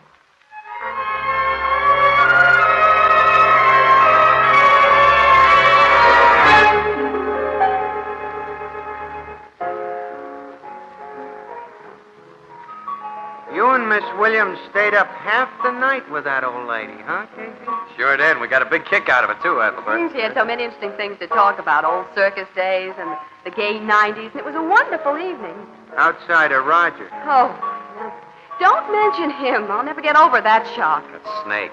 Poor old woman living alone with a stuffed snake. Yeah, and wandering around that cemetery. You know, I found out that people in the neighborhood call her Graveyard Gertie. She's had nothing to live for except the prospect of a decent funeral. You say she's managed to put enough dough away for that? Yeah, skimped and saved a few dollars here and there. Casey sold Burke, our city editor, on the idea of playing old Gertie up in a Sunday feature for which she'll be paid. Paid? Sure, for letting me take pictures and for giving Miss Williams an exclusive interview. How much will your city editor pay her? Well, the tightwad said $100 was his limit. But Casey got him up to $300. Hey, that'll look like $1 million to the old gal. Mm-hmm. And we're going to call on her with the check tomorrow morning.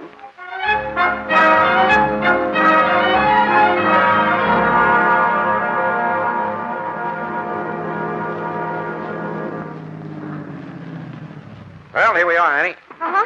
Well, I'll go ahead and knock at the door while you get your camera and supply case. Okay, Annie. My stuff's all here in the back seat. I'll be with you in a second. Gertie, it's Ann Williams. She doesn't answer, Casey. She must be out. Oh, well, I'll try the door. It's not locked. Well, then she's inside. She wouldn't go away without locking up. Push it open. Yell again. Yeah, okay. Casey, look. Huh? Hey, somebody's been tearing this place apart. Oh, the bureau drawers are all pulled out and those cabinets are open. Stuff's strewn all over the floor. And Roger's trunk is open. Ooh, that awful head sticking out. Well, never mind the stuffed snake. Where's the old lady? Oh, she's not in this room. Wait, I'll look in the kitchen. Yeah, okay. Oh, she's not in here. Annie, these kitchen cupboards have been opened, too. Yeah. Look, everything she kept locked has been unlocked, Annie. Nothing broken open. Oh, she wouldn't give up her keys unless... Yes. That's what I'm afraid of. Oh, Casey. I don't see any blood stains. No sign of us. Wait a minute. Hey, look here on the floor. Yeah, a piece of mud. That's clay. Well, don't touch it. It may be a lead for the police. Yes. Yeah, the cops don't like to find things monkeyed with. Annie, go find a phone. Call the cops. Get Logan. Well, Captain Logan's Homicide Bureau. We have no murder to report. I've got a hunch, Annie. Get Logan.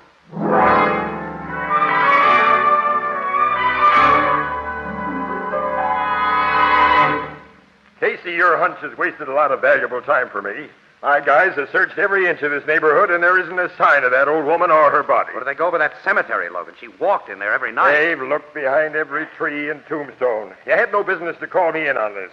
Before the homicide squad can go to work, they have to have a dead body. Yeah, sometimes I think they got one for a cat. Oh, yeah? Look, Logan, that old woman wouldn't have given up her keys without a scrap, and she was too frail to stand a scrap. Well, there's no evidence there was a scrap. This was a case for the precinct cops and Missing Persons Bureau. I'm going back to headquarters. Okay, smart guy, go ahead. But my hunch still says this is a murder case, and I'm going to prove it. Yeah, so long, Miss Williams. Goodbye, Captain.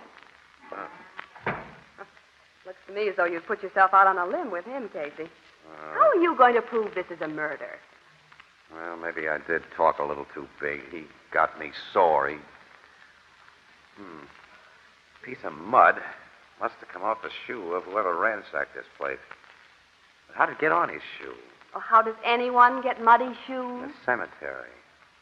Annie, let me think, will you? Old Gertie had so many locks and bars around this place that the neighbors probably figured that she had dough hidden here. So someone in the neighborhood laid for her, huh? Somebody who was familiar with the neighborhood and her habits. He killed her. According to your hunch. Yes. Be quiet, Annie. Okay. Took her keys. hid the body. Place unknown. Huh? I didn't say anything. Oh. And he came to this shack and searched for the dough that he thought was here using Gertie's keys.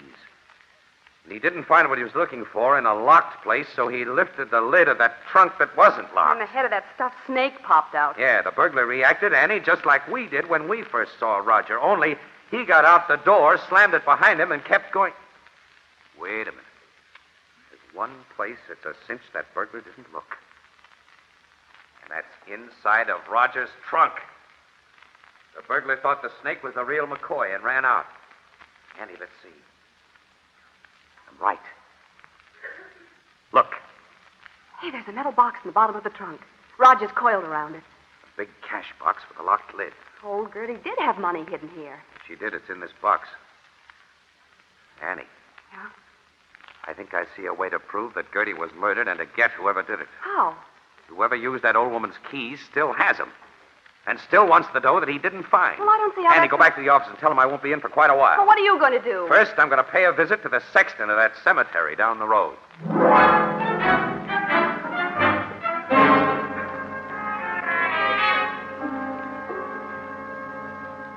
Yes, Mr. Casey, I know old Gertie. She's been a familiar figure around this cemetery. Of course, you know she's disappeared, Sexton. Kramer's the name. Mr. Kramer.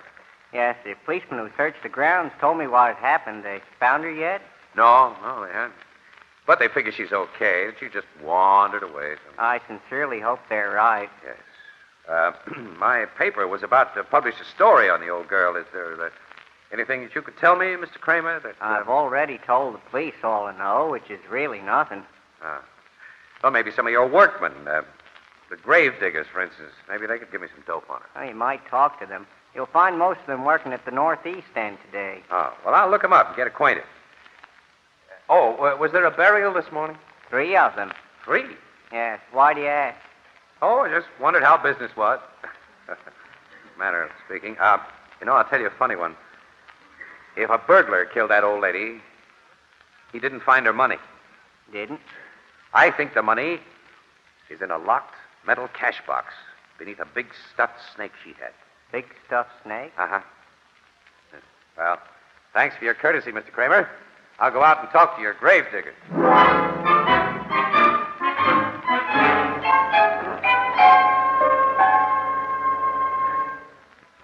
Well, you fellas have really been swell, letting me interrupt your work and telling all you know about old Gertie. Thanks a million. Grave diggers are not such bad fellows when you get to know us, eh, Mr. Casey? That's right, Tony. Sorry I couldn't give you no hints about where to look for the old girl, Mr. Casey. I sure hope she turns up in good health. Yes, so do I, Pat. Yeah, so do I. I didn't know the old dame, but I'd like her to be okay. Me too, Joe. Me too. Yeah, well, thanks again. I'll be running along, I guess. Since you knew old Gertie, that is all except Joe here, I'll tell you a funny one. If a burglar did kill Gertie, which the cops don't believe, he missed the place where I think she kept her dough. He did? Yeah. In a locked metal box beneath a big stuffed snake she had. Stuffed snake? Stuffed snake, you say? Stuffed snake? Yeah. Stuffed, Joe.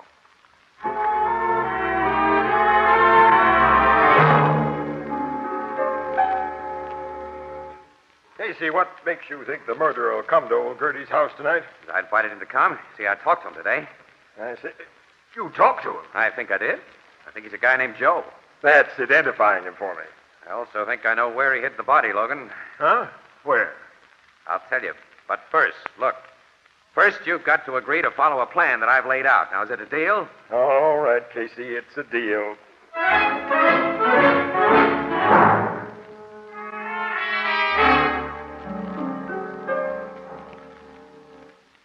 Your big scheme has worked out swell so far, Casey. We've now been enjoying the discomforts of old Gertie's 2-before kitchen just 4 hours.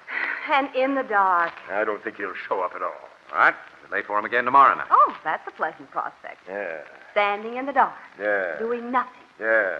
Yeah. We can listen to Logan's sparkling conversation. Yeah. Nuts. Casey, what do you suppose is in that box of Gertie's? We'll find out, Annie, when it's opened. Well, I'm surprised you didn't have a locksmith open it, Captain Logan. Why should I? Hey, shh, quiet, listen. key's turning in the lock. Who do you think is using that key, Logan? Shut up. Hey, the door's opening. It's a man. Yeah, he's turned on a flashlight. Now keep back. He's heading for that trunk. He's opened it. Do you stop, Logan? Put him up, you. Put him up, I said. Don't shoot, don't shoot. Where did you get that bunch of keys, Joe? Yeah, all right. You can run me in for entering this house just now, but that's all you can pin on me, that's all. You think it'll be all when we find old Gertie's body where you buried it? I didn't bury no body. You killed that old woman. No. You killed her and buried her in one of the new graves that were dug yesterday. You dug one of those graves a little deeper last night, put Gertie's body in, and covered it to the grave's normal depth. I don't know what you're talking about. You tracked fresh clay into this house last night from the graveyard. Try to prove it was me, mister. I guess there's nothing to do but take him in, Logan. Come on, you. Wait a minute. He's got the keys, Logan, to that box we haven't opened. We might as well see what's in it. Yeah, that's right. Open it up, Joe. Me? That's what you came here to do. All right. So you got an attempted burglary rap against me. So what? So open that box. Okay, anything to oblige you, copper. And I'll open it up and take out what's inside. Okay. What's the matter? A snake's in a box, a live snake. Snake? Yeah, look at my hand, the marks of its fangs. So, Gertie kept a live snake in there, too. Logan, that snake's a copperhead. Copperhead? Oh, they're deadly. Yeah, I know that. Get me to a doctor, will you? Get me to a doctor, quick. We knew the old girl liked snakes, Casey.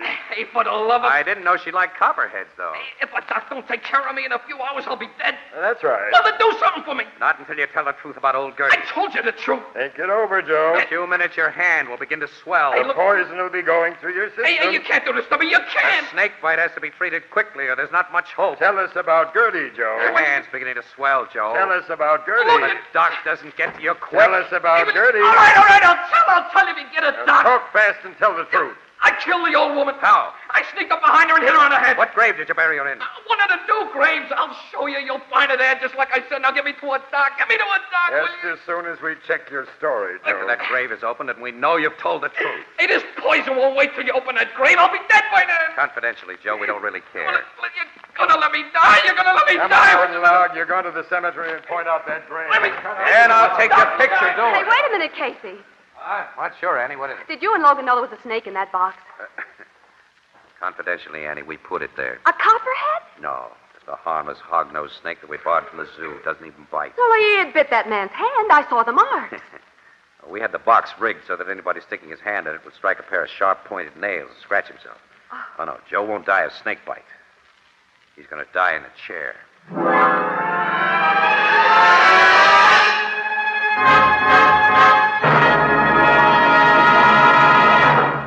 We'll join the crowd at the Blue Note in just a moment. Here's an interesting experiment. Take a sunburst crystal pitcher, set it down on a fine linen tablecloth, and then ask anyone to guess what this pitcher should cost. Well, guesses would run up to very large sums of money, many, many times as much as this sunburst crystal pitcher actually costs. Yet, believe it or not, you can buy this beautiful 2-quart sunburst crystal pitcher for only 50 cents, or slightly more in distant cities. It has the same diamond-like sparkle you see in the most costly hand-cut crystal, the kind of crystal that's handed down for generations as a family heirloom. Yes, here is truly an amazing bargain, a really great value. Now, you'll find this sunburst crystal pitcher and other equally great sunburst crystal values at any retail store selling household glass. Ask for sunburst crystal by name. You'll recognize the traditional sunburst pattern immediately. Sunburst crystal is a product of Anchor Hocking, the most famous name in glass.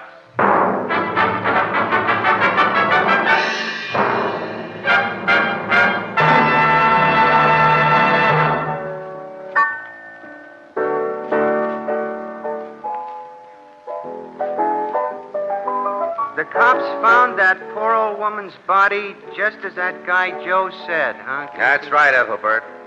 Which means that Joe is all washed up. What was in that box before you put the harmless snake in it, Casey? All of old Gertie's wealth. Huh? Yep. An old photograph of Roger when he was alive, the deed to Gertie's burial plot, and an undertaker's receipt for the funeral that she'd paid for in advance, and a $10 bill. Gee.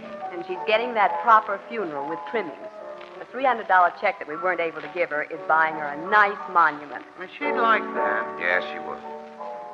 Say, Casey, what's going to be done with Roger, that 15-foot python in the trunk? Oh, say, I'm glad you mentioned that, Ethelbert. Oh, we almost forgot. Gertie made a will the day after we met her, which leaves Roger, trunk and all, to Annie and me. What are you going to do with him? Say, bartender, is there a guy around here by the name of Ethelbert Gibson? Oh, yeah, that's me. What's on your mind? I'm from the Express Company. I got a big trunk outside for you. Where do you want me to put it? Come on, Casey. I think we'd better go. Yeah, so long, pal. So long. Wait, you mean a trunk? Well, what am I going to do with... Hey, you can't do this to me!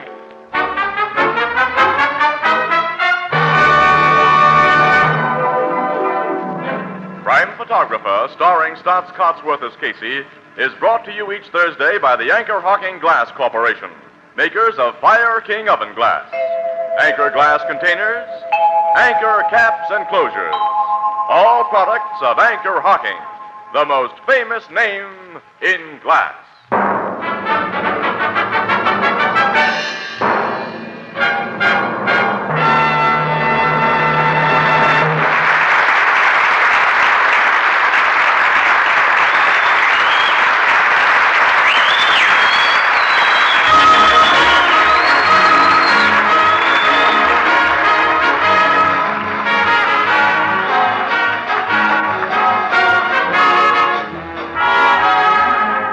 Photographer is directed by John Dietz. The original music is by Archie Blyer, and the program features Miss Jan Miner as Anne and John Gibson as Ethelbert. Herman Chittison is the Blue Note pianist, and Gertie was played by Abby Lewis. This is Tony Marvin saying goodnight for the Anchor Hocking Glass Corporation of Lancaster, Ohio, with offices in all principal cities of the United States and Canada. Thursday night on CBS is the biggest show in town. So stay tuned for exciting dramatizations on Reader's Digest Radio Edition, which follows immediately over most of these stations. This is CBS, the Columbia Broadcasting System.